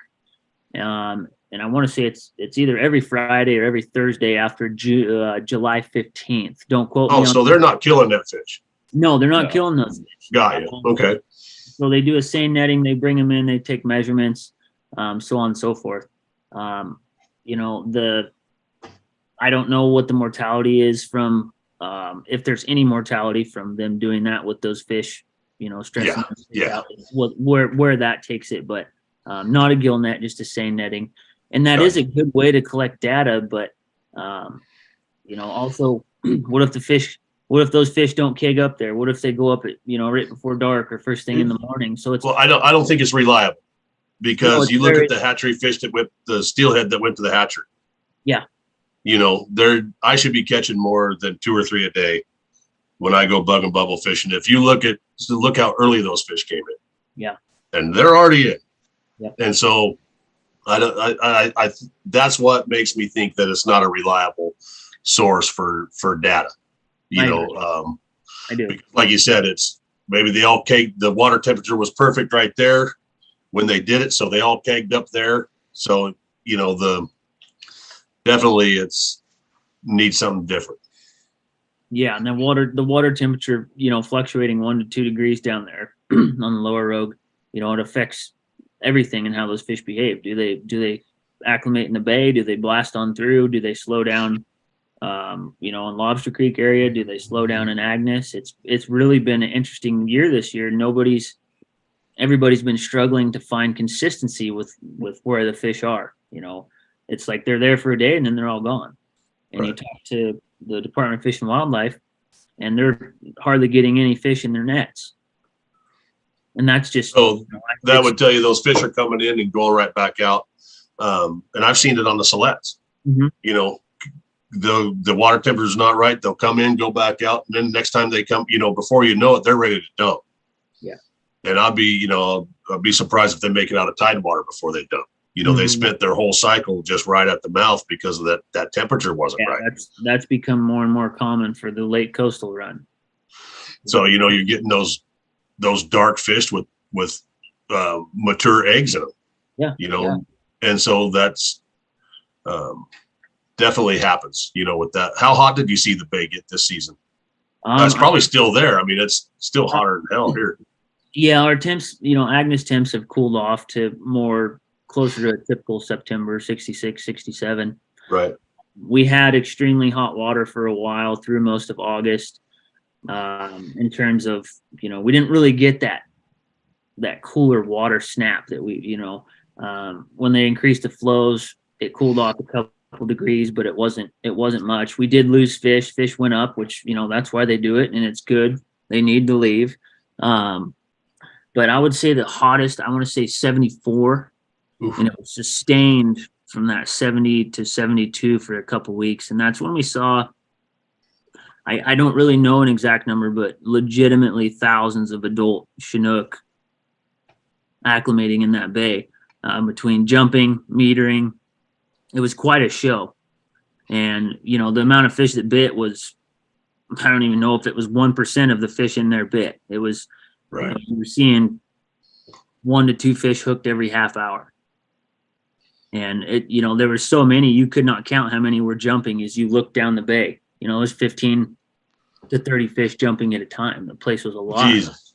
And those fish, I don't know if those fish went back out, because we never had a showing of fish like that again. Right. Had some great days and some good groups of fish, but nothing as substantial as that. And that was, I'd have to look at my notes, but I want to say that was about mid-August. It was either right before or right after they let water out. Got you. Have you heard of any kills going on from the disease up in like the Agnes area or the canyon? I've heard of some fish mortality, but I haven't heard if it's been a large quantity or if it's the normal, seeing one here and there. Right. Sounds like some here and there, but not a catastrophic amount, or I don't know if it's gill disease or what exactly was causing the mortality. I haven't done a ton of research on that. I just hear through the grapevine, the networking of guides that, hey, the guys in the canyon, they saw 10 dead fish this trip, or 5 dead fish, or whatever it be. Right. I mean, if you're saying that the river temp was only, 74 at Agnes, that's really not terrible compared to like 2016, I think it was, 2017, where temps were like hitting 80, 81 degrees down there at Agnes. So yeah, and I don't know what the peak was in Agnes this year. I don't know if it was 74. I was speaking in terms of the estuary itself. So I don't know if Agnes was probably hotter than that, would be my guess. From watching it myself, I don't think it ever got much above 75, 76 or so. Yeah. But yeah. So then, years past, I've seen Agnes be, at 79, 80 for sure. But as a whole this season, Jane, would you say you're on par for where you wanted to be as far as fish numbers to your boat, or are you a little bit behind?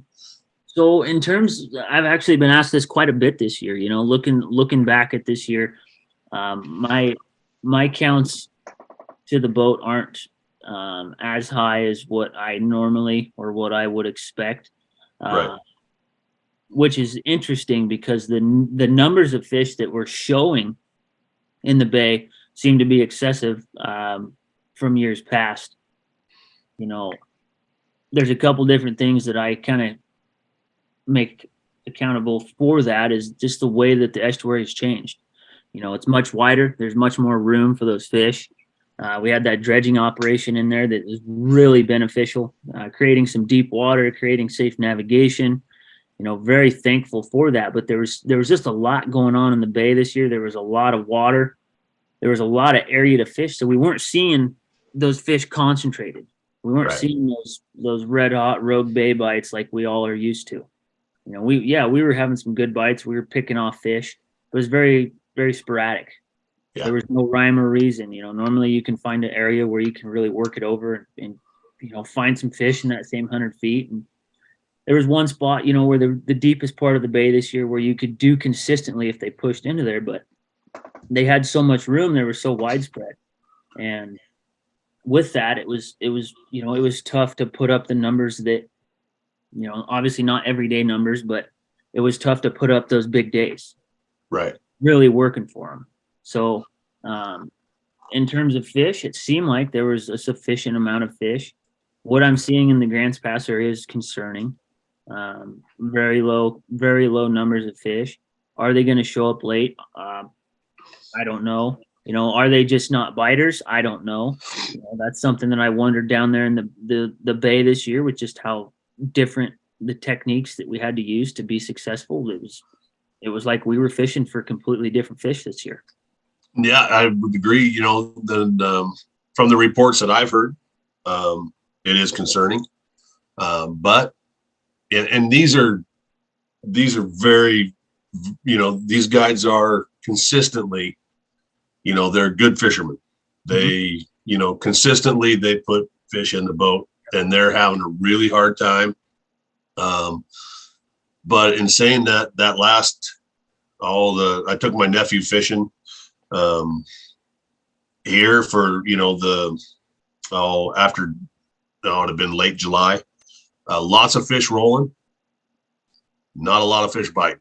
Yeah. And it seems to be the reports that I'm hearing from Grants Pass is the fish are there. They don't want to play. Mm-hmm. And so, but the amount of jacks is horrendous. I mean, not horrendous. I don't want to say that. It's more jacks that I've seen than I've heard of people catching consistently. And that was the estuary a long time. A while as well. I mean, it was weeks of jacks. Normally it's like 1 week we get a lot of jacks, but it was 2 to 3 weeks of, jack attack. They were there. Yeah. There was adults in the mix, but there was a lot of jacks. And, I've heard so many different opinions and studies and so on and so forth of what that means. And to me, it just and I can't put my finger on it. No, it just means we have a lot of jacks. That's Dude, I'm totally saying that next time. That's all it means. It just means there's a lot of jacks in the river. Yeah, so you can take your kids out and catch a couple real easy. That's kind of what it is for me. And I don't know what that means in terms of the adult population of beneficial or detrimental. I don't know. But they, like I said, the reports that I'm hearing, there's fish rolling all over. Mm-hmm. They're just not wanting to play. And so, typically that tells us it's a water temperature thing. They're uncomfortable. Whether it's whatever it is, they're uncomfortable. And as well as I do, an uncomfortable fish is not a biting fish. That is correct. And so, it is. But it is a little bit concerning. It is, But hey, maybe it's that year the fish win. Yeah. Could just very well be that. Yeah, and there's nothing wrong with that. No. My customers had a good season. I had a good season. We're still rolling along. We still got a week, 2 weeks. You just don't really know what's going to happen. It's all going to depend on rain and whatnot. But right. No, and it's almost hunting season, so really they can be gone. Yeah. I'm not done yet with them, but it's I like fishing the upper for steelhead. I don't like I'll fish the Grants Pass area, but it's not a place that I like to hang out. I like the peaceful upper river of like we were talking earlier, 1 or 2 boats. I enjoy that. And so just nice, relaxing, and I really enjoy, fishing for steelhead. It's the salmon are fun, don't get me wrong. But it's between the weeds, I don't miss fighting weeds down there in the Grants Pass. I don't. Or the northern pike minnow. I don't miss that thing at all. Yeah. No, that's for sure. It's a struggle. One thing too is just seeing the jacks and the number of steelhead. We've kind of seen, they've been saying at least that the ocean conditions have been better. So with the steelhead numbers coming in good, the number of jacks, they say, kind of leads to the next year's return. So hopefully next year will be awesome just with what we're seeing, I don't know, you're more on the coast there, Shane. Has there been a bunch of bait kind of in the river or out of Gold Beach and Brookings? Lately, no. June, July, offshore, there was, large amount of bait. Lately, the last month and a half, some small schools of bait, but not a large amount of bait pushing into the estuary. Um, I didn't fish offshore at a Gold Beach a whole lot this year, a handful of times. And the last couple of weeks, I did talk to some guys out there that said there was some large schools of sardines. So that was kind of that was good to hear. 6-7 inch sardine is what they were calling them. Which I don't know. Everybody's size is different. It's just like every fish is 30 pounds. Yeah. But in terms of the bay itself, compared to last year, not even close. Last year we had a substantial amount of bait from end of June till probably late August. Did that help us? In ways, I think it did. I think what it did is it brought in more feeder fish. And, this year too, we've been seeing what I would call a feeder king. That's just based off of my knowledge and being on the river my entire life and seeing the progression of through the season, how the size and the shape of the fish change, as well as when you flay them, they have food in their stomach. Those I would say in my catch rates, 95% of the fish I catch have a shrunken stomach, no food. What I would call a true rogue Chinook. So we have been getting some feeder fish on the small bait that is there, but not seeing that large quantity of bait. And I think that could be something to do with the water temperature that we've been getting. And the activity. We had that hot water. That tuna water was close. That 60-degree plus was close. I don't know if that pushed our bait out or pushed it north, pushed it south. I don't know. That's a whole nother animal out there. Got ya. Shane, we had a question for you from chat. James wants to know, when you're fishing the Rogue Bay, what's your typical speed and line angle? And are you kind of ever changing that up, or are you doing one kind of consistently? I'm consistently seeking for fishing a certain zone. I always tell my customers I'm seeking a zone. So that zone can be the top of the lower third or the bottom of the lower third water column. And it can change, so what'll really throw your mind through a loop is, go out trolling, find somewhere, that's tidal, go on a calm tide and play with your distance and your weight and look at your scope and watch how your scope will change and how little your scope can change. So there's times this year where I have 45 feet of line out and there's 35 feet of line on the surface of the water and I'm in 15, 20 feet of water and I'm dragging bottom and I'm sitting there going, how in the world? I can't keep my stuff off the bottom, and my line angle is most of my line's out of the water. So what I've come to conclusion is that's when those tides are transitioning and you have that surface tide going out and that incoming tide coming in. And so that adjusts your scope. So my scope, what that comes down to is my scope is always changing, but I want most of my line in the water. I like 10 to 15 feet of line from my tip to the water's edge. I fish my rods low and flat as I can get them in my boat. And that I like that line to be in the water. It gives me more of that control. I like to be able to slow down and know that I'm right there on bottom. And there's times this year where I fish suspended. I was seeking that 10 to 12 feet down instead of 18 to 20. So it's reading your meter. If you're constantly seeing fish suspended and you're fishing around all the top dogs and nobody's getting them, and you're seeing the private guys that fish here and there, they're catching them, that tells you those fish are shallow. So be willing to adjust. The fish will tell you what they want. I mean, it's the simplest thing to just not overthink.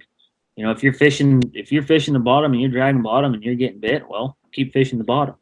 If you're fishing bottom and you made 10 passes and saw 20 fish caught and you didn't get bit, you better be adjusting your weight. Try and don't just go 1 or 2 passes. That's a mistake that I've made is, I'm going to try this today, and I don't give it enough. I don't give it enough effort. 1 or 2 passes, it didn't get bit, so I go back to my standby. Be willing to adjust and be willing to give it a fair shake. Fish it out. Make 5-10 passes. Watch around you. See what's going on. See where those fish are marking on your meter. Be willing to adapt. And that's true this year more than any year past for me. So you're saying that if they're not biting my favorite lure, I should cut that off even though it's my favorite lure? Well, keep your favorite lure on, but to change how far you're fishing that thing out. No, just be willing to adjust the column that you're fishing in. There's that suspended fish. There's that fish right under the surface. There's those fish that are right on the bottom, and there's those fish that are 5 feet off the bottom. And you'll see that change. I mean, it was changing day to day out there this year. Oh, I've seen it change, half a day, an hour. The tide, one tide incoming, they're on the bottom, outgoing, they're suspended, or it flips, Because on the electronics, there was the last time I fished there, it was I think 5 years ago, because I'm up at the lakes now. And I think all those fish were coming in at 12 feet. I literally had, I had 5 ounces on, I think 17 feet out on the line count, Yeah. And it was, I mean, like you were saying earlier, you can see your gear. And they were biting. I mean, it was, but that's where they were and that's what they want. Yeah. And it was, and so, I think that's, even for my fishery, same thing. Don't be afraid to change. You have to, if what you're doing is not working, what are you going to lose? Exactly. You're not catching fish. Exactly. So the worst thing that's going to happen is you're not going to catch any more fish. Yeah. And so, but if you don't change, whatever it was. Yep. What's your, what about the size of fish? I've seen some pretty impressive Chinooks coming. So, what's your biggest fish this season? In terms of a giant, I haven't got a giant, but I've gotten some big ones. A lot of fish that 28 to 31. I personally saw 2, one that was right at 40, another that was right at 46 in another boat. I haven't seen fish that size in the bay in 6-7 years. Consistently, we went through probably a month and a half. There was consistently multiple fish in that 30 to 35 pound range coming over the rail every day. Right. So we saw some really good grade of fish, some true genetically, just the real deal rogue fall Chinook. So that was really great to see. You think they're 5 salt fish? They spend another year out, or you think it's just that grade of fish that the rogue has kicked out? Yeah, I don't know if it's something that I wish I could learn personally, is how to actually take a scale sample and go, that was a 5-year fish, that was a 4-year fish. It's all based off of what you've learned, what you've seen. I definitely think there were some 5-year fish. I think the majority of them were 4-year fish, and I think that was a sign of the bait, our ocean coming back the last 2 years, seeing a significant, just having the food. Yeah, having the food to really boost that last year or two in the salt, and it showed with our fish. The last couple of years prior to this year, I've caught a handful of fish that were skinny. They were real lean. This year, I think I only had one that was just kind of that goofy, malnourished looking adult Chinook, and the rest of them were the real deal. I would say there's something to the steelhead we're catching this year are on average bigger than what we seen this size of fish, I think 4 years ago. Yeah. A number of big steelhead.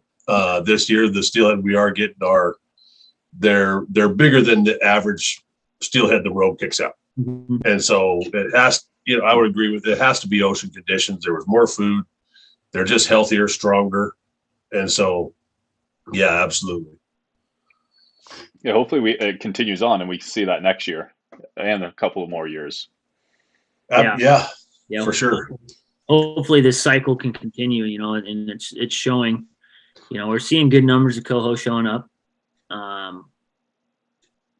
Healthy coho, not a lot of what I'd call giant coho, but. And then just real quick, Shane, when the Chetco start kicking off, did I see some pictures of fish being caught down there? Do you fish that fishery at all, or do you pretty much just stay in Gold Beach now? Is that just where you stay? I bounce around. You do?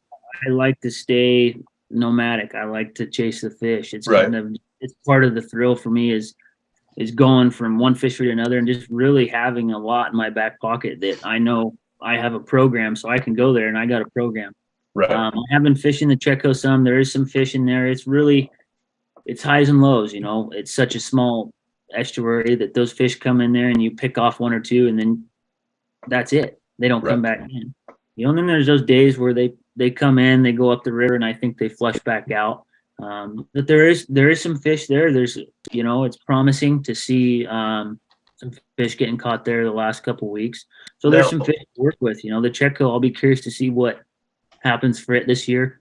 Did they get rid of that bug or that bubble season that they had out there in front of the Chetco? Is that gone now? It is gone. The last year they did that was 2018, and they gave us 4 days. That was it. We had a Saturday, Sunday, and then weekdays none, and then a Saturday, Sunday. And I know the first 2 weekends, I want to throw a number out there. It was 500 or 600 fish caught. Really? Everybody, it was a substantial amount. But, that's such a high pressure fishery. You get, I don't even know a number of boats, but the following weekend, I think the fish checker, they only checked like 30 fish. Huh. So it's just the way those fish are that time of year. They're really moving around. Those Chetco, Smith fish, all those smaller creeks and Windchuck and Pistol that get those late fall Chinook. Those fish, it's really mysterious how they just show up and you just get them and then they're gone. They're gone. As fast as they were there, they're gone.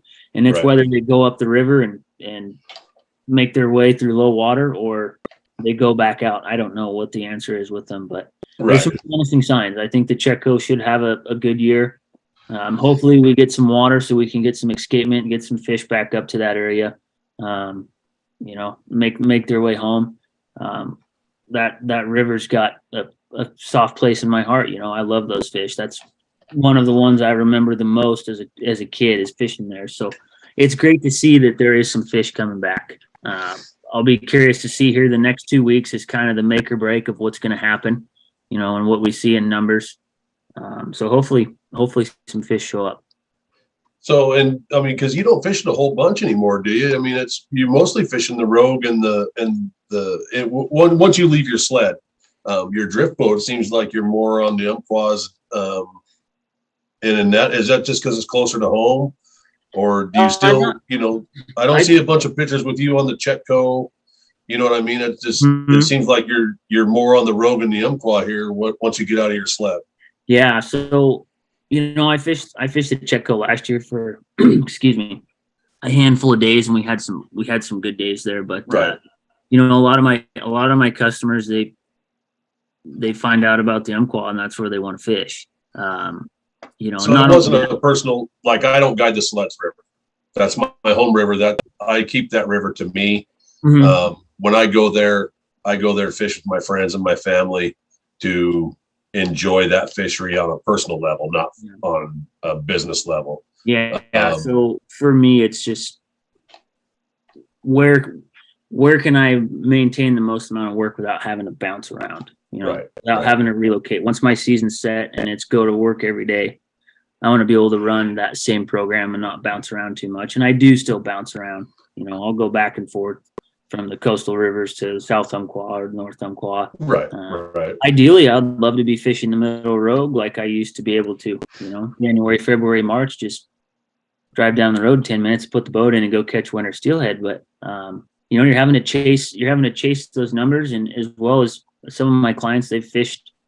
All of the fisheries that I fished, they fished them all, and they want to see them all. So that's another aspect of it too. They fish the summer with me. They want to fish the Umpqua for steelhead. Or fish to Chetco for steelhead. So it's just kind of meeting the need of my customer as well as, finding a balance for my schedule so that I'm not stretching myself too thin. Right. Because you got some daughters, don't you, as well? I mean, you got a pretty substantial family that I'm sure misses you, pretty regularly. Yeah, they do. So that's another thing is I've been trying to push, more opportunities in the Grants Pass area once again.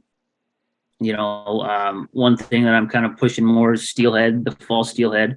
Trying not to finish out the season on the coast for November, December, chasing salmon still. Got you. Giving some more opportunity for steelhead in the Grants Pass area. But it's tough. once you show people what the coast has to offer, they want to catch salmon. Yeah. For me, I'd rather fish salmon. If I didn't have to fish steelhead, I wouldn't do it. I would just fish salmon all year. Yeah, salmon's my jive. I get excited for steelhead, but salmon, I just live for salmon fishing. Yeah, see, I get excited for steelhead.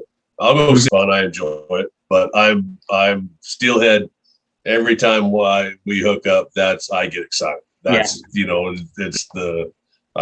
I really enjoy that. Mm-hmm. And I enjoy salmon too. Don't get me wrong. Yeah, I like steelhead. I get asked if I had to pick which one, I always say salmon. Yeah. If I had to choose one. Right. We had a question in chat for you guys. If you could travel anywhere, are you going somewhere else to a different fishery, or are you staying home?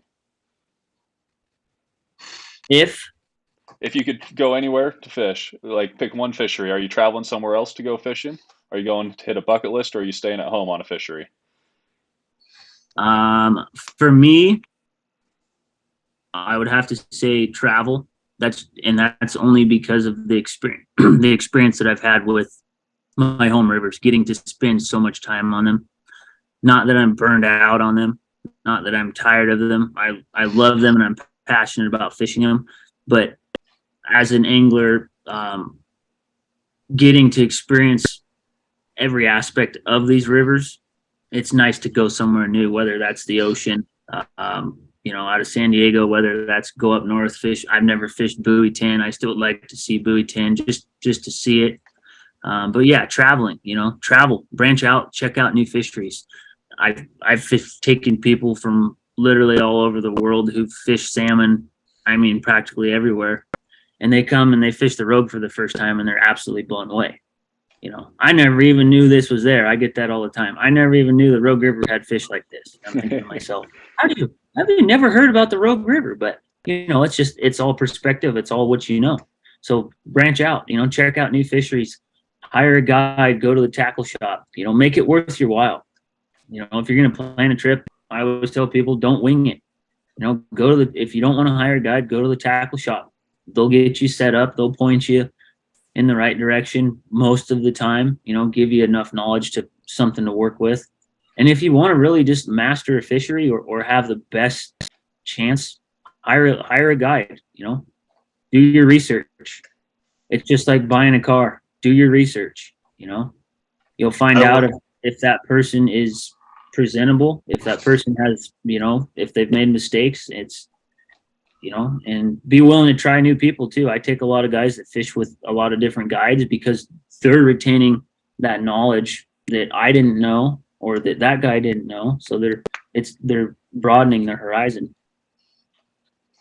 Mine is travel as well, but mine's species driven. I want to go catch different fish. I'm like Shane, I'm blessed and fortunate to catch steelhead and salmon, grew up doing it. I love it. But it's more of the species that I'm after.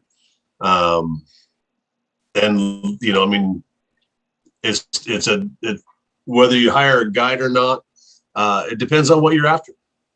I love the process. I don't have to go. I got the opportunity to do something I never thought I would achieve in my life. I went, and I've said it before, catching a sturgeon on a bobber in the Columbia River with Cody. Hands down, dude, when he told me I could catch a sturgeon in 1.5 feet of water on a bobber, that's all I did. Yeah. I did not care if I fished for 2 days and did not get a fish.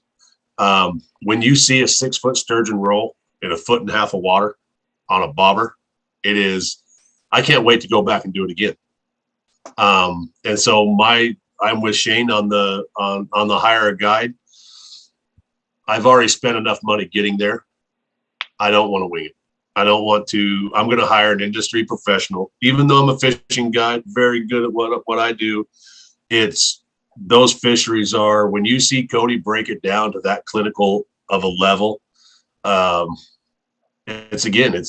find great joy in seeing somebody hone their craft to that. It is, something I never thought possible. And like I said, I can't wait to go back and do it again. It's allow yourself to just go experience something new. I mean, we're trying to put a fish trip together next July to go fish Flaming Gorge for lake. Lake trout is I love that fish, and I want to catch more bigger, and there's some big fish getting kicked out of that reservoir. And so we're going to take a boat, we have the technology, we're going to go put it together ourselves, but that's what we're in for. That trip for me it's not about just going there and catching fish.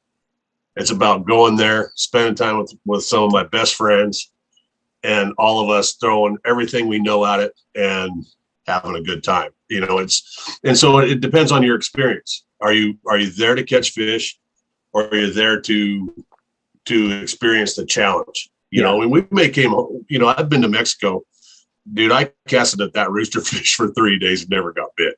And it was, my arms were tired. I was beat up. I was wore out, but that was the only fish that I wanted to catch. I didn't want to go catch jackfall or anything else. And, and the guide told me, he said, hey, they're not here in great numbers. It's going to be really hard to do, but that's when I go to a place to catch one fish. And so it's just be honest with yourself of the expectations of the trip, and allow yourself to you've already spent the money to go there tomorrow and get settled in. Absolutely. Perfect. So before we let you get away, Shane, we like to end every show by asking our guests for a piece of alpha. So your best piece of advice could be life or fishing, just whatever you got for the viewers today. I would say, I'd say in fishing, just don't ever let yourself get stagnant.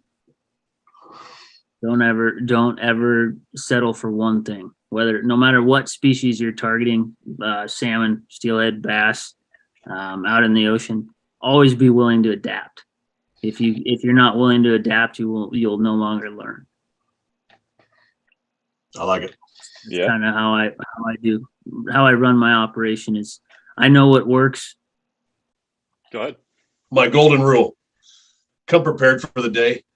It's getting colder in the morning, and maybe shorts aren't the best option first thing in the morning. And so I was back there. It's a good thing I was rowing, because I was shaking like a dog, passing some peach seeds. It was dress appropriate. I agree. Yep. Mine, before we get out of here, was kind of just, we touched on a bit tonight, was paying attention to those small little details. One of the best things you can do is follow a guide down the river and actually watch where they're starting, watch where they're ending, watch where they're casting. Just really pay attention to those small details, and you don't actually have to hire them. You can learn a lot from just sitting there and watching people. If you don't mind, subscribe to us, give us the video a like. It all helps with the algorithm and gets this message out there to everybody. And with that, guys, have a great night. Thank you. All right. Thank you.